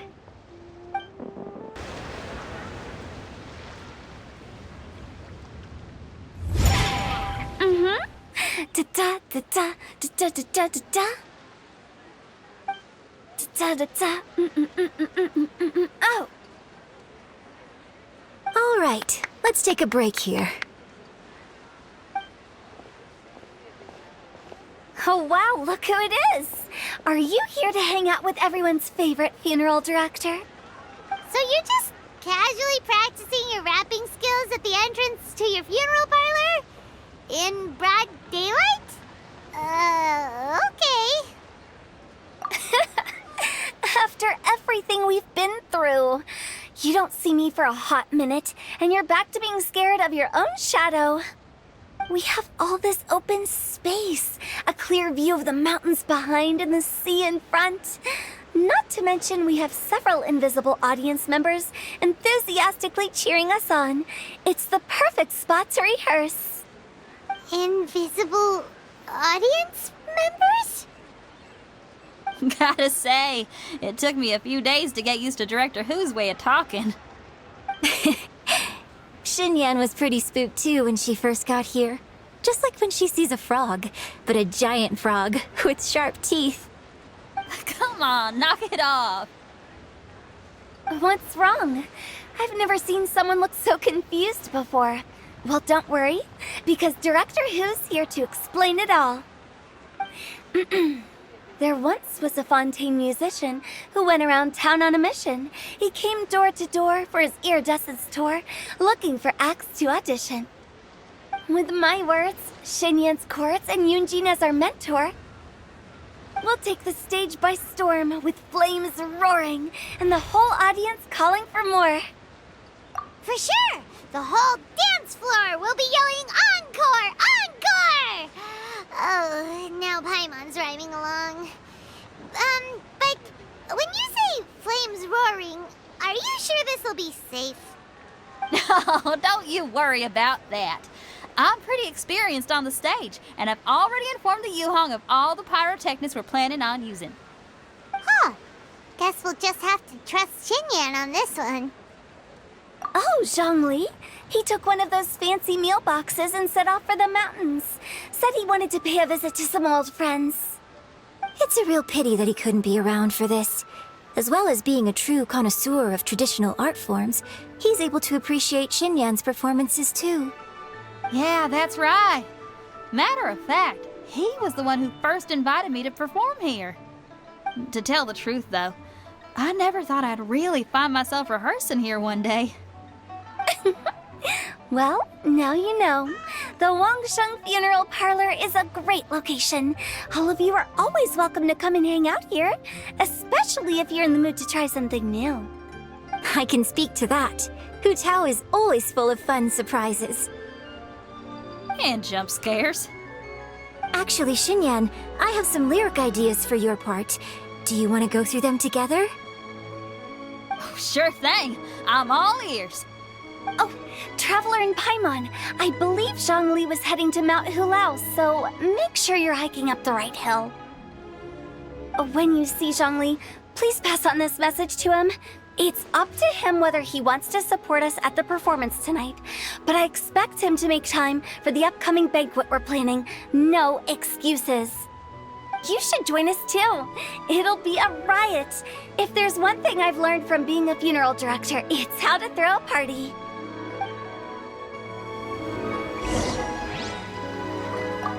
Okay, everyone. I think that's a long enough break. Let's take it from the top, shall we? Ms. Yoon is such a strict mentor. These breaks aren't even long enough to have a sip of tea. Well, you were desperate to get involved, and this is what it takes. If I gave you half the chance, you'd be sipping tea till nightfall. Hey, how about I treat us all to some late-night snacks once we're done? Hu Tao, what you craving? How about some stir-fried filet with a side of crab roe tofu? Where are we gonna find crab roe tofu so late at night? We could always just go pester masterful chef Zhongling. Now I'm hungry. All right, let's knock this out and then go grab some food. Paimon sees them! It's illuminated deer and illuminated bird number 2! A familiar face. Have you come from Liyue Harbor? How is the city nowadays? Everything's great! But you know, if you're still curious, you can always go and check it out for yourself. In fact, Mooncarver has been taking many walks on Mount Tianheng in recent times. I believe the sights of the city are quite familiar to him. Zhongli! Here you are! We've brought the bamboo shoots you wanted. Impeccable timing.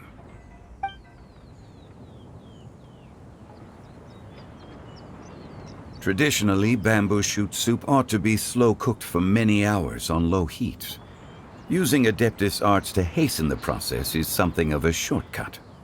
Wait, that mechanism... Is that Indeed. Cloud Retainer kindly lent me her supreme cuisine machine. Can we not just call it a cooking machine? Actually, never mind. She seems to take a lot of pride in her mechanical gizmos, so it's probably best if Paimon doesn't go changing the name willy-nilly. I trust that you found the answers you were seeking during your recent journey? Excellent. The past should be remembered, but not overly dwelt upon. Our journey should be seen as a means to take on more from the world around us. When the bamboo shoot soup is ready, I must insist that you try some for yourself. Oh, Zhongli! Huta told us to tell you something. She said, it's up to him whether he wants to support us at the performance tonight, but I expect him to make time for the upcoming banquet we're planning. No excuses! When she says performance, she must mean the Lantern Rite Music Festival. As for the banquet, she didn't tell us anything more about that, but she invited us to come as well. As you can see, I have a prior engagement with 2 Adepti friends of mine tonight. Please, give Director Hu my best wishes for the performance. As for the banquet, since the Director insists, far be it from a mere consultant like myself to refuse. Yay! Then we'll see you there? Absolutely. Rex Lapis, the bamboo shoot soup is ready. Thank you. I will examine it right away. The appearance is exquisite, and the aroma rich and intense. The craftsmanship of this machine is commendable indeed. Since you came all this way, you should not leave empty-handed. Please, take some soup. It tastes most exquisite while still warm.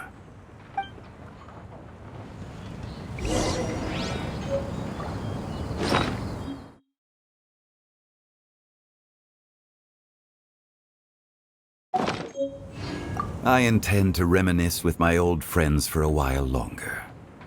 You ought to get back to Liyue Harbor. There is a performance you do not want to miss. Had one known that Cloud Retainer was in possession of such eminently useful devices, one would have sought to borrow one from her long ago. And yet, since you share my lack of enthusiasm for mechanisms and fine dining, it would have become a mere decorative ornament in your abode. Not so. Had one had such a device to make up for one's lack of culinary prowess, Shenhe would not have had to rely on flowers and herbs alone for sustenance, while under one's care. In that case, shall we rendezvous with Cloud Retainer one day soon, and request to borrow one more Supreme Cuisine machine? A fine idea. A fine idea indeed.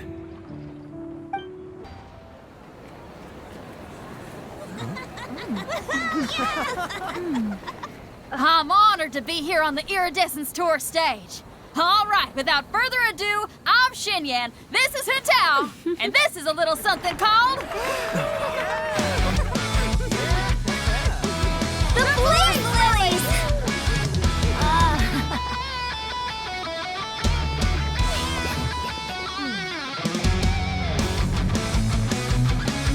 I'm up here blazing trails through the midnight sky, lighting up the world below. And when the crowds all hear my voice, they'll meet the spirit of rock and roll. Let's go! Hey, you butterfly, you too buzzing by, guiding your way to the afterlife, opening the path without a fright. Oh, I'll light the fire, watch it blaze across the universe. I'll spit my rhymes, watch you set, or you'll get burned. Hey, woo!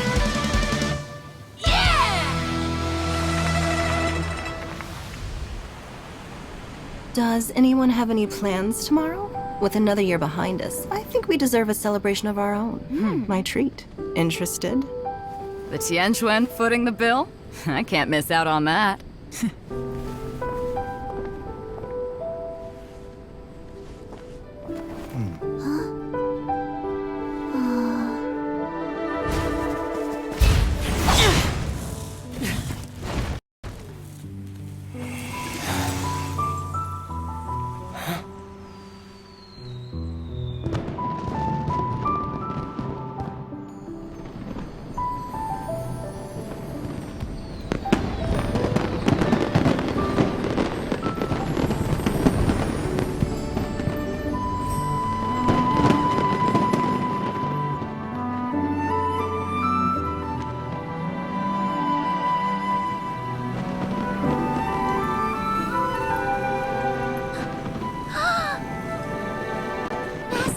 Master, listen!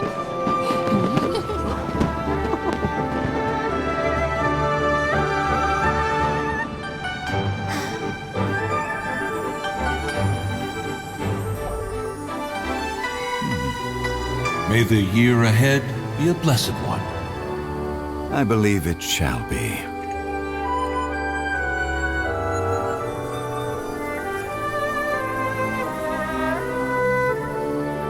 Master, the Xiao Lanterns, Ha! Elementary. One shall fashion for you a Xiao Lantern the likes of which the world has never seen. And you must take it to Liyue Harbor to display its magnificence for all.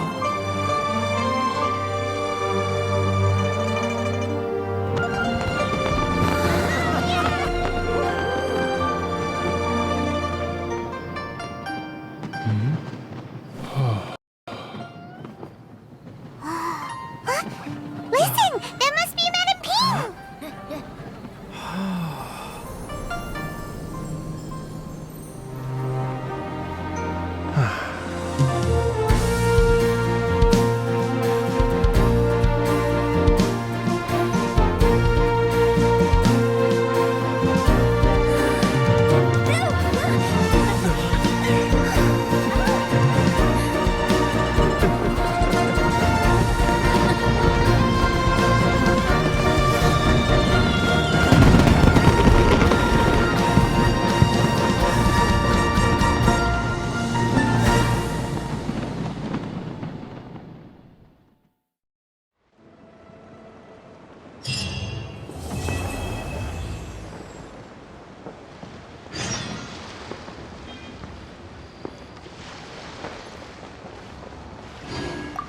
Okay, now I need to get a move on and write my next song. Listen to you. You only just fulfilled one lifetime dream. Are you really thinking about your next goal already? Don't try to tell me you ain't the same way. I bet you've already thought up a name for your next opera, haven't you? You know me too well, Xinyan. The Adeptus Seeking Voyage. How does that sound? Oh, man! Yeah, I can already picture it. I've also got just the finishing line for it. I'll close with, and the celestial melody echoed through the clouds forevermore. Traveler, hurry! It's almost time for us to join Hotel for dinner! Ooh, and we'll be meeting at Shinue Kiosk. It's the place with a really long wait list. As expected of the parlor director, always so generous! Come on, let's go! Oh, so that's how it is. Thanks for the suggestions, Mr. Zhongli. I have them all noted down. I've long heard that your knowledge encompasses all things old and new, Mr. Zhongli. But I never knew that you were well versed in the art of cooking, too. It is truly an honor to make your acquaintance. No need for formalities. I too feel humbled to be in the company of such talented young people. There are many things I could learn from you. Oh, you flatter us. If it's possible, may I trouble you to provide a few words of guidance for my practices in exorcism? Exorcism? I can't say I'm an expert in the field, but if you don't mind, we could start by discussing... Whoa, there's so many people here! All we knew was that Hotel invited Zhongli over. Paimon never thought we'd be meeting so many old friends! Happy Lantern Rite, everyone! Likewise. Please take a seat.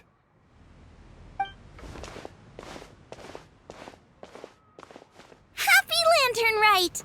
Are you having fun? Me too. I've seen Xinyan perform before, but this is the first time I've watched something like this. I heard that the audience loved it too, and she's been receiving quite a lot of performance invitations lately. She's more busy than ever, and Yoonjin's gonna help her.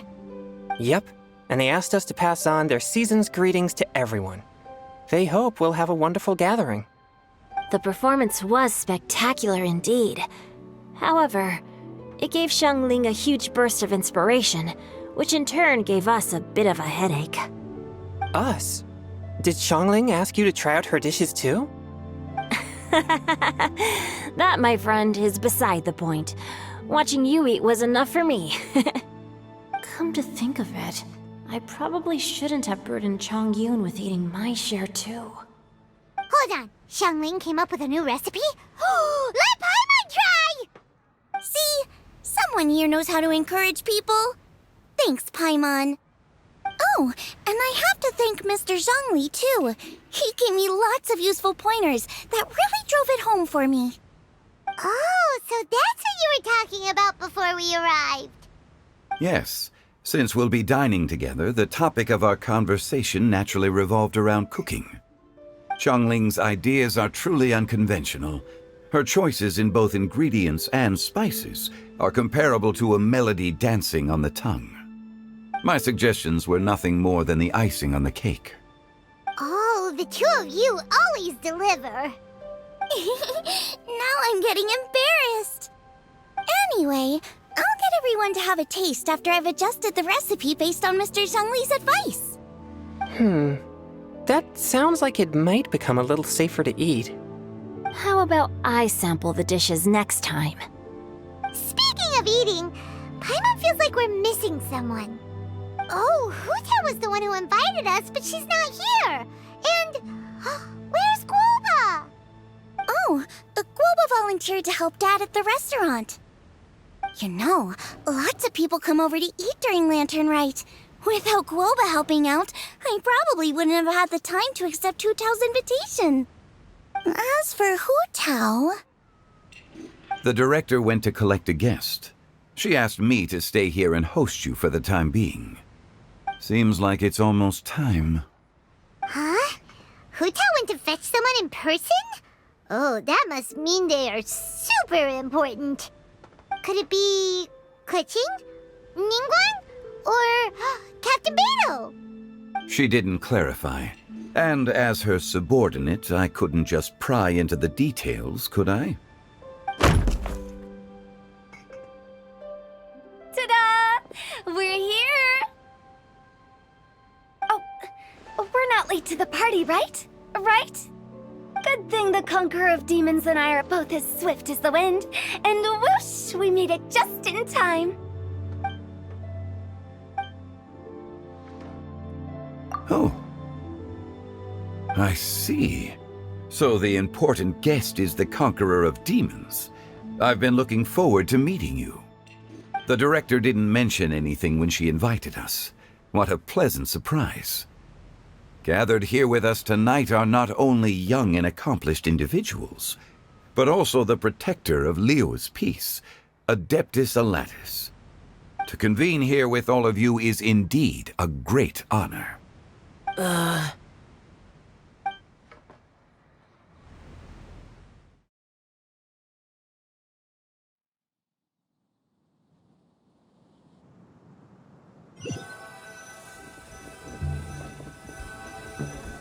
It's almost Lantern Rite, yet you took all the trouble coming here.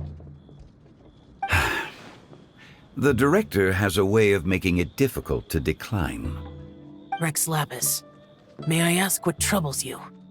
The director asked me to buy sesame oil in preparation for the celebrations. Huh. Then why would you come all the way to Wangshu Inn? I had a pleasant chat with Chef Yanxiao and received some spices from him. And, see? Here's some matsutake and a portion of ham. What about the sesame oil? It's a shame. I couldn't find the kind the director was looking for.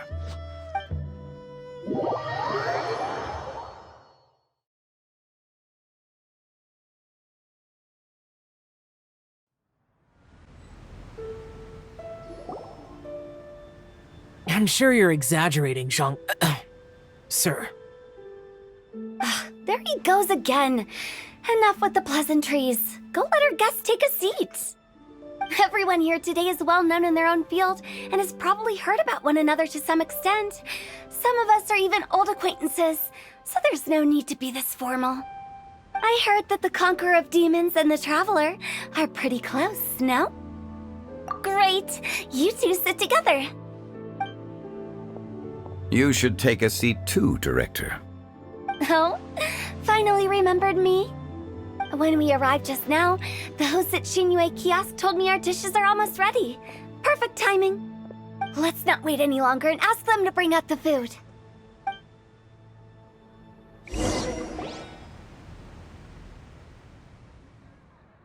Paimon would have never guessed the person who Tao went to fetch was Xiao. Oh, that's also the first I've heard of the Traveler and Paimon being friends with the Conqueror of Demons. You know Xiao Chu? Knowing is a bit of an overstatement. I've always looked up to him. You might not know this, Paimon, but we exorcists have worked in close collaboration with the Conqueror of Demons for many generations, dispelling evil together, both in the open and from the shadows. Hard to imagine that thanks to Hu Tao, I've finally gotten the chance to meet him. Conqueror of Demons, I'm honored to make your acquaintance. Likewise. It is a great honor indeed to have a chance to meet the legendary Conqueror of Demons. Chongyun has brought that name up quite a few times in the past. I remember you mentioning wanting him to understand the importance of exorcists. Ahem. We know each other too. He helped try my dishes during the Masterful Chef's cook-off. I didn't think we'd have the chance to meet again. Happy Lantern Rite. No anecdote, however, compares to meeting you in person. I'm Xingqiu, Shangling and Chongyun's friend. The pleasure is all mine. Whoa, everyone's getting all formal and polite all of a sudden. Paimon doesn't know what she should say anymore. Adeptus Xiao, mighty conqueror of demons, please accept Paimon's greetings too. Belated Happy Lantern Rite. Paimon tried very hard to look for a fancy word, okay? Don't be too harsh on Paimon! There's no need to be so polite. You're right. This was meant to be a nice little get-together between friends after all. Too much formality kills the atmosphere. I didn't plan this gathering only for everyone to walk on eggshells. Hiya. What's your true intention then? A little get-together between friends, sipping the finest tea and watching lanterns float into the sky, bidding farewell to the past and embracing the present with joy. And that is something our consultant would say. I think it deserves a standing ovation. Indeed. Exceptional acting skills, Director. As for me, I'm just here to have fun and treat everyone to something good. We all worked really hard this year, whether traveling or guiding, cooking, helping with the family business, exorcising evil spirits, or conquering demons. And of course, our consultant, who's been helping out at the parlor every now and then. Everyone has done some pretty amazing things. As the one who brought everyone together, it goes without saying that I'm the one most deserving of praise. Huh? Sounds kinda self-important, but Paimon thinks it's pretty amazing that she managed to talk Xiao into coming. He rarely ever enters Liyue Harbor after all. It wasn't as complicated as you think.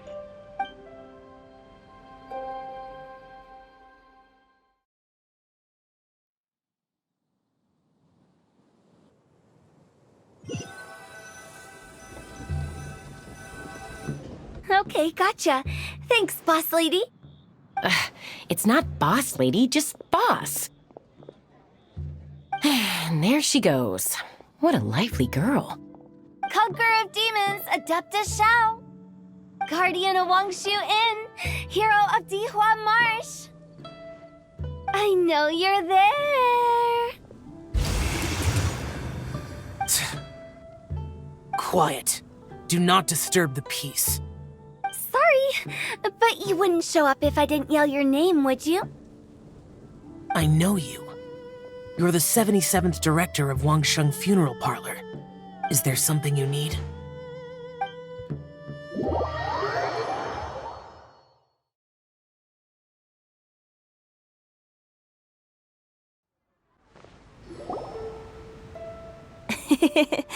That does sound like one of Hu Tao's antics.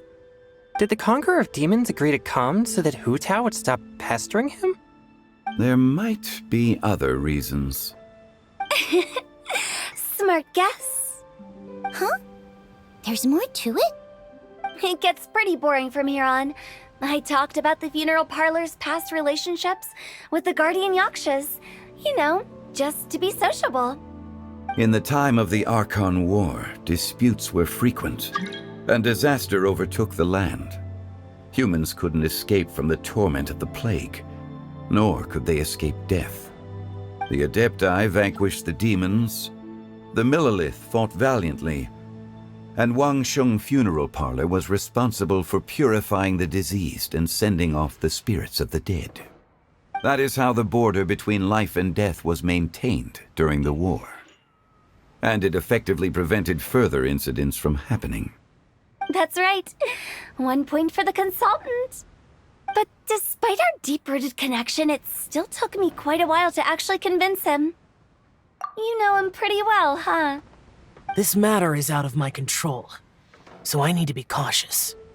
True, but I've kept that in mind too. That's why everyone here today is in one way or another acquainted with elemental power. Besides, it'll only be for a short while as we dine together. There won't be any lasting consequences.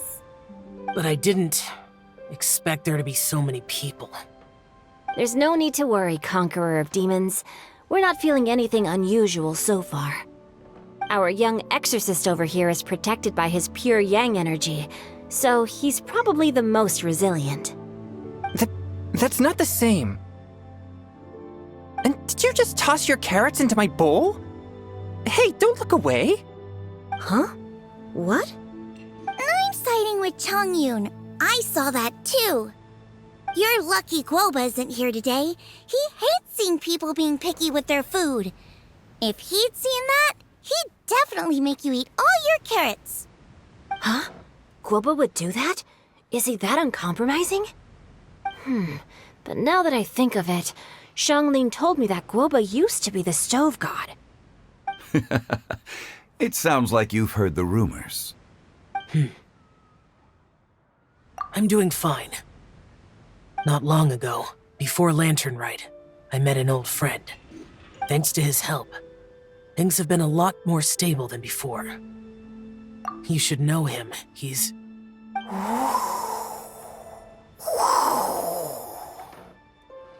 Seeds of story, brought by the wind. And cultivated by time. Did Paimon just unconsciously complete the thing? That voice. Could it be?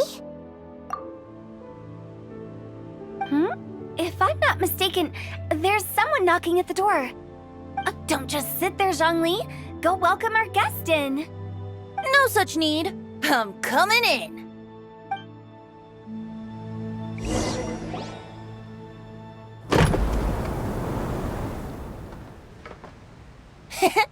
You finally let me in.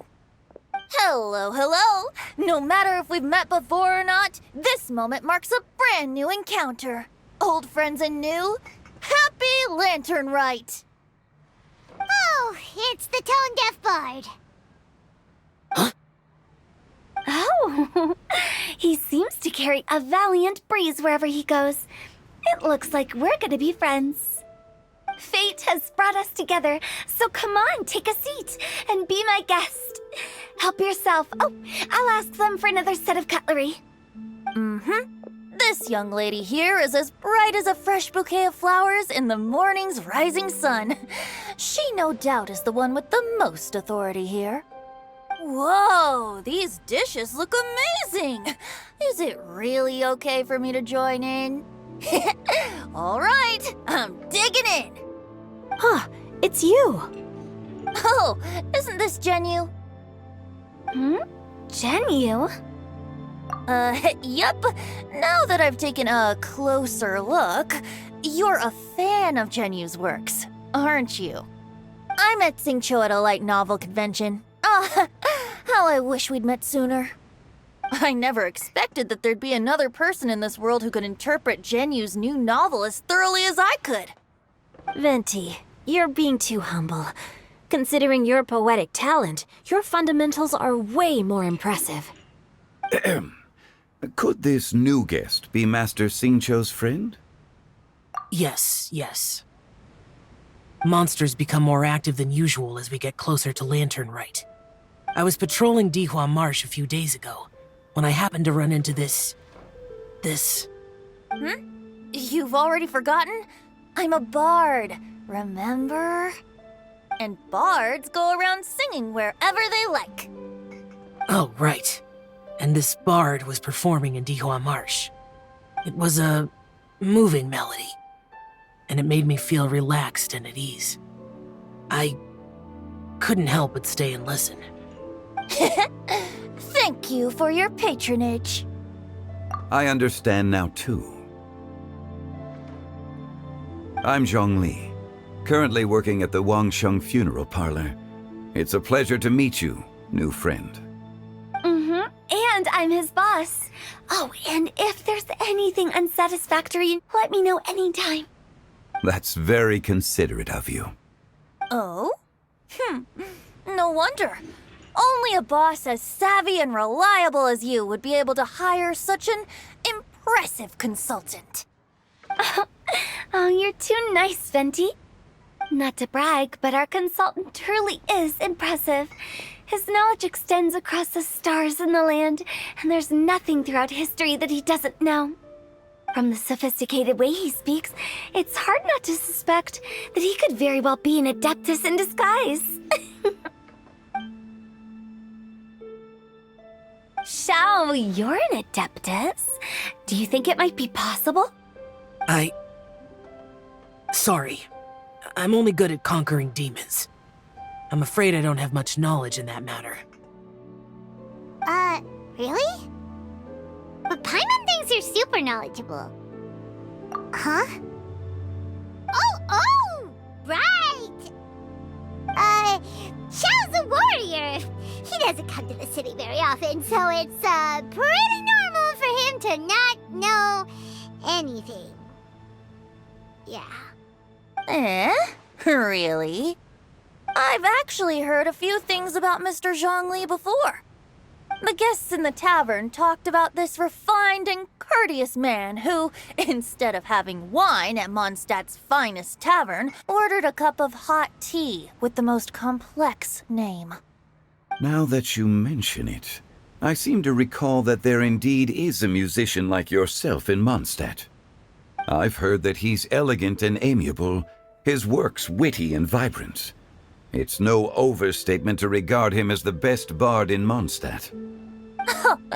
Now you're making me embarrassed. I would say that Mondstadt's poetry is a little run-of-the-mill sometimes. There's one I heard a while back that went, The old house is renewed, welcoming the spring breeze, awakening old memories. The meaning's there, but the word choices are unimaginative, and there's a distinct lack of literary flair. I think so too. The composition needs a little jazzing up. If I were to give it a go, I'd make it an old melon on a vine, a new flower that grows fine. Oh, good one! It feels unique and has a nice ring to it. You have great taste, Venti. I was right about you. Let's shake hands. Of course, of course. Hey, Xingqiu! Mind lending me a few books when we get back? Pick out some well-written ones. I don't know if it's my own lack of literary knowledge, but I couldn't tell the difference between those two. I don't think it's your fault. Chongyun's right. It's not our fault. Oh, you have a point. But speaking of, why is the tone-deaf bard here? Are you here to take part in Lantern Rite too? I heard that Liyue will be hosting a Lantern Rite music festival this year. As a musician myself, how could I possibly resist the temptation to come take a look? Or listen. Getting to know other musical styles is essential to sparking inspiration, don't you think? As for the Fontaine friend who hosted the festival, I saw him near Stone Gate the other day. The Iridescence tour has finally been held successfully for once, so I had to congratulate him. Don't think anything of it. By the way, I was watching as you entered Shinyue Kiosk, but no one seemed to notice me. Should I say that it's because I'm an expert in hiding, or that a certain someone deliberately ignored the sound of the wind? Whenever Lantern Rite comes around, Liyue Harbor becomes bustling with activity. People are all busy watching the lanterns and strolling around the shops, and they might just go travel somewhere on a whim. It is rather difficult to predict another's whereabouts. The festival is in full swing and proceeding smoothly, and we're all gathered here with friends, new and old. This is no doubt a wonderful occasion worth celebrating. To come together with all of you at the beginning of the year, one can't help but be filled with joy. In a moment like this, I propose we raise a glass together. In my case, tea in lieu of wine.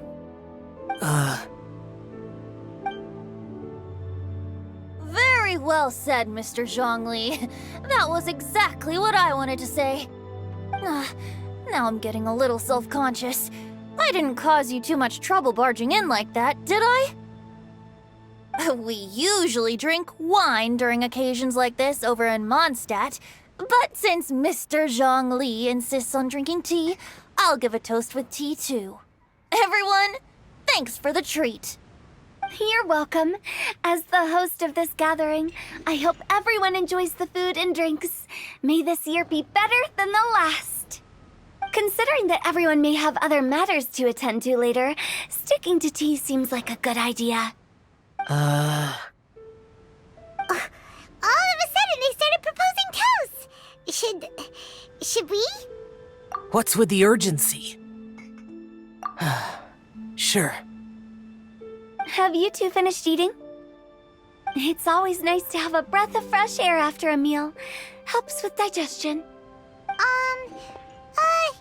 Paimon will come too. Yeah? Okay then. Don't forget to come back.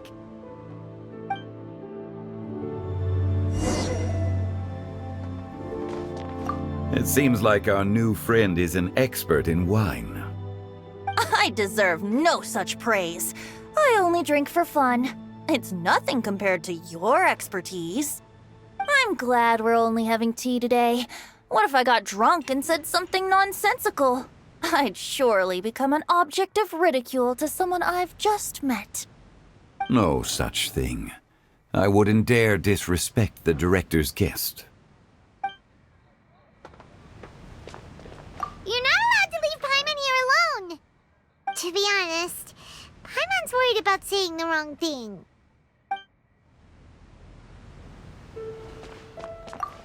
Did you talk about anything interesting before we started the meal? Anything fun I missed out on? Oh, we were talking about cooking. Mr. Zhongli told us that he went on a trip to Qiaoyang Village the other day and got a hold of some uncommon ingredients. Tea seed oil and sesame oil. He suggested I try using those in my new dishes. Oh, no wonder he left his post for so long that day.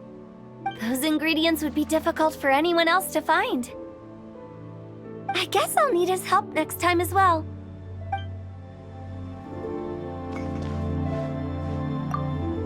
About you and Venti. Could he be a partner in your family business? That's right. You know how my family is. A lot of business secrets can't just be divulged at the dinner table. Ah, just as I thought.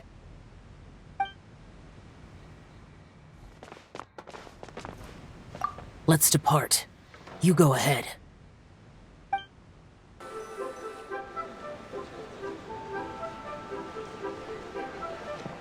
Are you all right? It's hard to describe. It's not that. There were those among the Adepti who loved gatherings and idle chit-chat. Sometimes they would call up a few others for a drink. Even I got dragged along to their gatherings many times. The Adepti all have their specialties, making most of them proud and arrogant. Everything they say is straight from the heart. It never gets too complicated. But this time, that's not what I meant. Or perhaps I should say Rex Lapis is really good at adapting to human life. You could say that he actually enjoys doing so. And that's something I might never be able to do. That does sound like something you would say. No matter. I know my circumstances. Whenever I think of the ordinary conversations I've had with you, it feels strangely novel. Yes, the parlor director went out of her way with the invitation, so it was difficult to turn her down. I had made mental preparations before agreeing to come. She told me that all the guests today would be acquainted with elemental power, and I knew that you would be here. But I didn't expect the other guests to be... General Capisis always said that we should live in the present and enjoy every pleasant surprise. Perhaps that's what I should do with what I'm feeling now. But I think he meant designing clothes for those around him. The clothes were intricately designed, but inconvenient to wear. Brother Bosacius never tried to hide his distaste in front of him. Rex Lapis did like his designs and even collected quite a few. The outfit he wears now was also designed by General Capisis himself. I never saw him wear this during the war. I didn't expect him to start wearing it later. Oh, here you are. I'm not intruding, right? You're not. What is it? Hu Tao saw that everyone's done eating and asked the staff to bring out the desserts. Paimon got so anxious that you weren't back yet that she scarfed down her dessert without the usual slurping and munching. To be honest, I was kind of worried too. You looked a little restless just now, and I thought you weren't used to the food here and was planning to head back to Wangshu Inn for something Yanxiao made. You're worrying too much. Why would I? Anyway, let's head back. Please wait! There's another reason why I came looking for you. Here, take these. I brought them for you. Almond tofu? Yup. Since the Masterful Chef's competition, you could say that Yanxiao and I are not only competitors, but good friends as well. I visit him at Wangshu Inn sometimes to discuss our cooking. I heard him say that the esteemed guest on the roof loves nothing more than a good plate of almond tofu, so I learned a thing or two about the dish from him. I'll be honest, before Hu Tao invited everyone, she secretly came looking for me, told me about the guests she planned to invite, and asked me for some suggestions on what she should order. So I made a few servings of almond tofu for you guys in advance. Take them as a token of gratitude for your support. When I told Guoba that I was making these for you, he started eagerly running around the kitchen and helping a lot too. Thank you for the trouble. There was no need to... I'll take them. Thank you. And Guoba too. You're welcome. Oh, the almond tofu I made probably tastes and feels a little different from the type Yanxiao cooks. Please let me know if there's any improvements I should make. Okay. That's all. Alrighty, we should head back now. We can't keep Paimon waiting.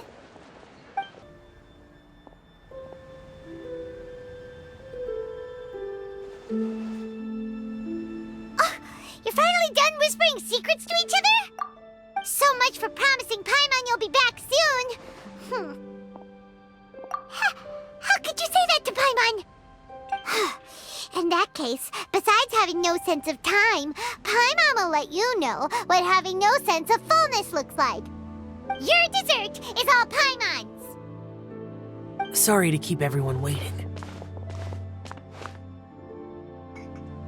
No worries, we're all just chatting here. There's no serious business to take care of. Whether we're chatting outside or inside, it's all the same. Paimon's too busy eating to talk to you. But even though we're all well acquainted by now, I think this festive gathering deserves something ceremonious. Oh? Is this some local custom? Nope. This is something I made up so that good luck will be on our side, that's all. Spontaneity is the best choice to make here. Let's use this incense burner on the table. It's been lit for so long now that the incense is running out. I'll leave refilling and lighting the incense to the most distinguished guest among us all. Lighting the incense will signify continuous growth and prosperity in all our endeavors in the new year. I see. Perfect symbolism, as expected of Hu Tao. And speaking of the most distinguished guest here today, I'm sure we all agree that it's Mr. Zhongli. I'm not very familiar with the details of his past deeds, but chatting with him has been a real eye-opener, even for a bard who has traveled all across the world. If knowledge were a form of power, one could even say that you're a wielder of unlimited strength. But when it comes to having a way with words, the notable bard is certainly one cut above the rest. I just happen to have a good memory. It is such an unexceptional skill, yet you made it sound like an unparalleled talent. I am truly impressed. Since we all get to nominate someone...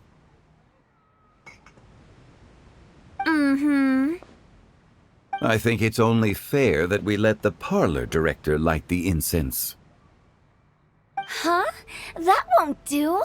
Don't flatter me just because I'm your boss. We are looking for the most distinguished guest here. As the host, I shouldn't be involved in this discussion at all. Now that we've enjoyed this table full of delicacies, how about we let our one and only chef here do the honors? Is this really the way this works? I didn't cook any of these dishes. It's not a big deal. Just look at her. Xiangling, the disciple of an adeptus, the stove god's best companion, the winner of the Masterful Chef's competition. The only heir of the famous Wan Min restaurant. A good old friend of mine. There's no better choice. Why does Paimon feel like we're back at square one again? Please stop! You're making me embarrassed. If we're looking for a distinguished guest, surely the second son of the Feiyun Commerce Guild counts. It's one of the largest commerce guilds in Liyue Harbor. Huh? Don't get me involved in this. Ooh, not a bad choice. With the Commerce Guild's young master lighting the incense, we're all sure to make a huge sum of mora in the new year. That's not how it works. Making a fortune is indeed a fine wish, but it's of lesser importance than good health and happiness. Which means we should choose Chongyun, the skilled exorcist who keeps everyone's home safe from evil spirits. Huh? Now you're nominating me? I can't be the one when we have the Conqueror of Demons right here. Adeptus Xiao has the most seniority among everyone here today. We should... I refuse. I am most certainly not the most distinguished guest here. You should all be able to make the right judgment based on your observations.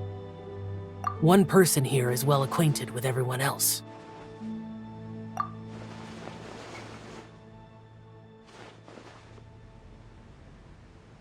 Oh, that's right! Even though you're always mocking Paimon, you're still pretty popular with other people. No, wait! Paimon said she wouldn't talk to you again. Huh? Who else is there? Huh? Huh? Does that mean Paimon's the most distinguished guest? Oh, well, that was unexpected! I agree. Paimon's just the one we need. Without a friend constantly by your side, a long journey would become dreadfully lonesome. But once you have someone there to brighten up the atmosphere, everything along the way will become lively and vibrant too. Ah. The traveler has traversed many nations and left behind a great deal of fascinating stories. But without Paimon, they would have become quite monotonous. Paimon plays an indispensable role in making your journey a happy and smooth one. You guys, Paimon's not used to being praised like that. Those were genuine compliments, right? Thank you. You made Paimon wait for a long time, but Paimon's not mad anymore. Don't take everything to heart, Paimon. Friends tease each other all the time. That is indeed true. That means Paimon is as important to the Traveler as Guoba is to me. Looks like we've come to an agreement. Any objections before we proceed? I trust the Traveler's judgment. Then Paimon it is. And now, the world's most excellent traveler's greatest companion, guide, and friend, Paimon, will be refilling and lighting the incense for us. Here you go. Take the match, and don't burn yourself. But if things go really wrong, here's the 2-for-1 coupon.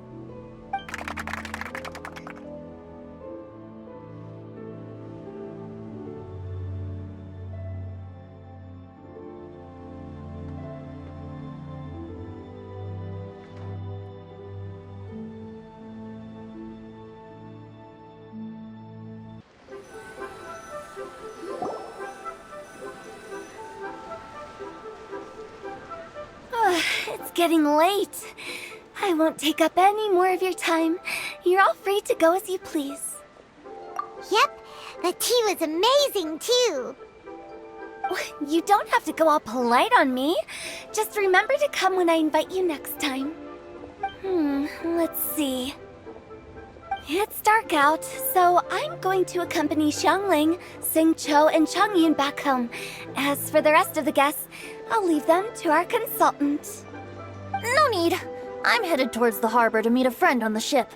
There's no need to trouble one such as Mr. Zhongli. I think you know the place I'm talking about. Come meet me anytime. It was great getting to know you all. Let's meet again when the spring breeze begins to blow. Bye. Oh, we should write poetry together sometime. We'll catch you all later then.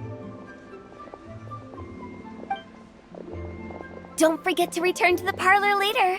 There's something I need you to do. Understood. See you later. Well then. Rex Lapis. Just Zhongli will do. I live as a mortal in Liu Harbor now. I am just one among many who begin work at sunrise and retire to rest at sundown. If we were to consider status and seniority as Zhongli, I should be respectfully referring to you as Adeptus Shao. Heaven forbid. Not you too. I meant what I said. I heard that during the Lantern Rite Music Festival, you conferred with Streetward Rambler and Cloud Retainer. I take it as you've gained a lot more knowledge about the past? The same truth will sound different coming from different people. As more bear witness to a story, feelings and interpretations expand in variety too. I once had a pleasant chat about the past and present with a Sumeru scholar named Soraya, and learned a few things about her research topic. From the evidence she found and the conclusion she made, her area of research is already very close to the truth. But there are multiple sides to humans and gods alike. In the legends recorded by humans, some gods were depicted as arrogant and condescending, while others were kind and capable. But whether to me, Streetward Rambler, Cloud Retainer, or younger adepti such as Shao and Ganyu, those adepti and gods that may seem extraordinary to humans are something more akin to close companions. This was as true back then as it is right now. Just how Shao may seem unapproachable to most, but the Traveler has proved otherwise. So there's no need to dwell too much on certain things. Zhongli, what you're saying is... It looks like you understood what I meant. The director asked me to accompany you on your return, but I don't think you'll need my protection. I'll be taking a walk around and admiring the night scenery. After that, it'll be time for me to go back and meet up with the director. Goodbye for now. Bye, Zhongli! Everyone's gone now.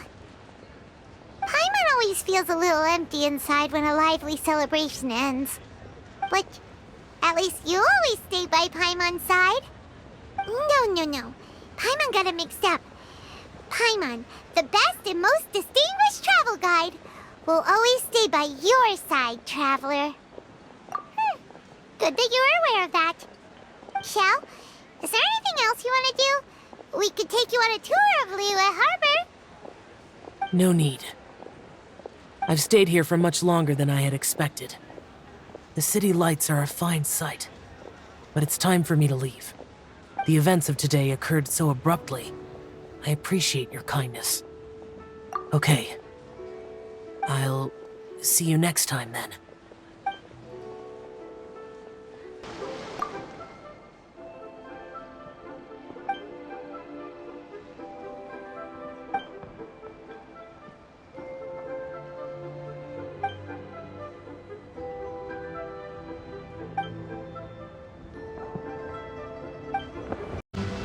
Magnificent! Absolutely magnificent! Yes, when I heard the music coming from up in the clouds, I was so stunned I could barely think or move. I felt like it had a special kind of hold over me. Or maybe it was the adeptal power within the music. And the ensemble at the end was truly sublime. I felt like I would have started to cry if I hadn't been one of the performers on the stage. Magnificent! Well, Lady Ningguang, the Tianquan of the Liyue Qixing, has invited me to visit her again at Yujing Terrace to discuss a long-term collaboration plan. I do hope everything goes well and that we have more opportunities to collaborate in the future. The next time we have another performance, you'll have to come. I will save the best seat for you. Magnificent! I've already given her my thanks in person. This is what she said. It is only natural to lend a hand when we see someone in distress. The wonderful music you brought to Liyue is worth far more than gratitude. Truly, I felt so honored. But I've also made a decision for myself. I will strive to create even more wonderful, original music for this era. Our era. Magnificent! We couldn't have accomplished all this without you. Please accept my most heartfelt thanks again. The Lantern Rite celebrations are getting better by the year. Such wonderful music. Dr. Baizhu, I've brought the herbs. Who are they for? The singers. Performing at a music festival is very demanding. Using these herbs in good time will protect their voices from damage. Oh, that's why you were preparing them all night. I dared not neglect the Yuheng's request. Her messenger was quite insistent that it should take top priority. Let me double check again. This one is for... Hey, don't tell me you called me over for just a game of chess. You have to be more specific, Captain Beidou. Is it that you find playing chess an uninteresting activity, or that you're unhappy about my lack of novel ideas? If you don't specify what you mean, how could I know what I should do to please you? Of course. I make a single remark and you reply with a full-blown lecture. Maybe we should deal with all official affairs publicly in the future. It might just make things easier. I'd be perfectly happy with that. I'm just worried that Captain Beidou's business might be negatively affected. Don't give me that. That woman from Yanshang Tea House sometimes comes aboard to ask for information. She requested the fleet to import some goods, but how could I not know who she's actually working for? Oh, you sure know a lot, Captain Beidou. How about I ask her to come over? Or maybe we go straight to her tea house? With one more person around, we'll be able to have some variety in our chess games. I hope that would be less of a bore to you. So, we're still gonna play chess after all. Granny, you play so beautifully. Do you think you could teach me? Oh, child, you simply never stop, do you? This festival is a rare chance to rest and relax. But here you are pestering me to teach you this, that, and the other. Don't worry, Granny. I'm a fast learner. And anyway, the sooner I start learning, the sooner we'll be able to perform a duet together. A musical duo is only as good as its weakest link. So you gotta teach me all your secrets, okay? All right. Well, you can start by making me some more tea and leaving it to cool on the side. Sure, Granny.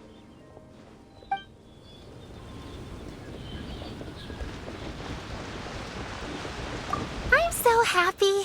And all the grandmas and grandpas in Chingsa Village had a great time too. You mean, what am I doing here? Well, just now, I did a performance for everyone. Although I can't play an instrument anywhere near as well as Master, I can still sing. Even Granny Roshin said I did a great job. She also gave me some candies. I'm so happy. Master's told me a lot of stories about the Adepti. There was Skybracer with the giant deer horns, and Seagazer who loved to collect treasure. Sometimes Master talks and talks for a long time until her voice starts to sound sad. But then she always breaks into a smile again and tells me all of the things each of them loved best about Liyue. I love everything about Liyue. Some of the Adepti are gone now, but it's okay, because I'm gonna help take care of everyone in their stead.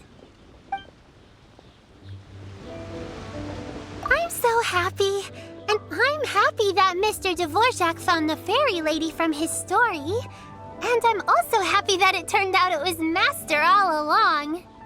Also, I helped out this time too, didn't I? So that means I was paying homage to my master? Oh, also, Mr. Dvorak got one of his friends to bring me a toy from Fontaine. I like it a lot. At first, I didn't know whether I was supposed to accept it or not, but then Master said it was okay, so I did. I'm so happy. See you. Make sure you take good care of Paimon. Oh, and please come play with me if you ever have the time. This is such a cool ship! Facing the sea breeze and gazing out at the soaring seagulls, makes me want to sing out loud! Kazuha, how about I stay here and be the ship's resident bard? What are my prospects? With your level of artistic finesse, I'm sure nothing will go wrong. But I'm afraid the sailors aboard are not the most versed in the arts.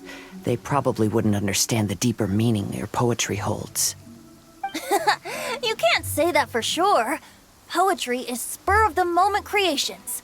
Anyone viewing the same sights and experiencing the same atmosphere would surely understand. There's a port in Mondstadt too, but I rarely get the chance to board any of the ships. Speaking of ships, everything's perfect about this one, except... Kazuha, could you tell your captain that my height says nothing of my age? I'm way past drinking age. How often does one get to enjoy a seafood feast on a ship? It'll be a real shame if there isn't anything stronger to enhance the food. Pretty please? There's not much I can do about that. It's not because Captain Beto's not on the ship right now, but because there's no room for negotiation on this matter. Even I have to sit in the no-drinking zone every time. But I don't get drunk after just a few sips. Trust me, I can hold my liquor really well. Yen Xiao just came up here with some almond tofu, but I haven't finished everything Xiangling gave me yet. You should try some too. I'm not as experienced in tasting mortal food as you, and I couldn't tell the difference. There must be many different stories to tell of the hustle and bustle of the mortal world, too. You can tell me. I will listen. Xingqiu, you have to be honest. Hmm? Honest about what? How did you and Venti really meet? Why are you suddenly asking that? Huh? Aren't they book buddies? Yeah, we met a few times at a book convention. That's all. Oh, really? With that extraordinary demeanor and literary talent, he's definitely not just any bard. If he's someone that could hold his ground in a conversation with a consultant, he needs to at least be as talented as me. Perhaps you're overthinking this matter. Hu Tao, Xingqiu wouldn't lie to us. Okay. I'll tell you the truth. Huh? Xingqiu! I'm actually a fan of Venti's poetry. You all know that I love reading, and sometimes come across poetry from Mondstadt. Among those works, I admire the ones penned by Venti the most. Just as Hu Tao said, his artistry is the reflection of his personality, remarkable grace and exceptional literary talent. I guess Venti didn't tell you the whole truth back at the restaurant because he didn't want to embarrass me in front of everyone. He's such a considerate person. Yes, right. I can confirm that. When Xingqiu was busy with other things, he asked me to buy him poetry books in secret. I see. That didn't sound like too much of a big deal. You could have told us right away. Well, I'm telling you now, aren't I? Oh, so that's your story. Forget it. Let's drop this topic. It's not often that the four of us are all together. What should we do next? Hide and seek, hopscotch, or some shopping? Since there's 4 of us, why don't we borrow a mahjong set? The vegetables are fresh, and there are enough wheats and grains stocked up. I'll pass on the seafood. Oh, it's you. We meet again. Surprised to see me here? It's the director's orders. Xiangling worked all day and night at the restaurant during the festival and didn't get to have any time to enjoy the festivities. The director sent me here to help out in the kitchen so that Xiangling will have some time to herself. But with someone as hardworking as you around, there seems to be nothing much for me to do. It feels good seeing my old friend in the kitchen, fetching ingredients and lighting fires. Perhaps I should borrow Cloud Retainer's Supreme Cuisine machine to speed things up. You'd still prefer to make them by hand, but of course.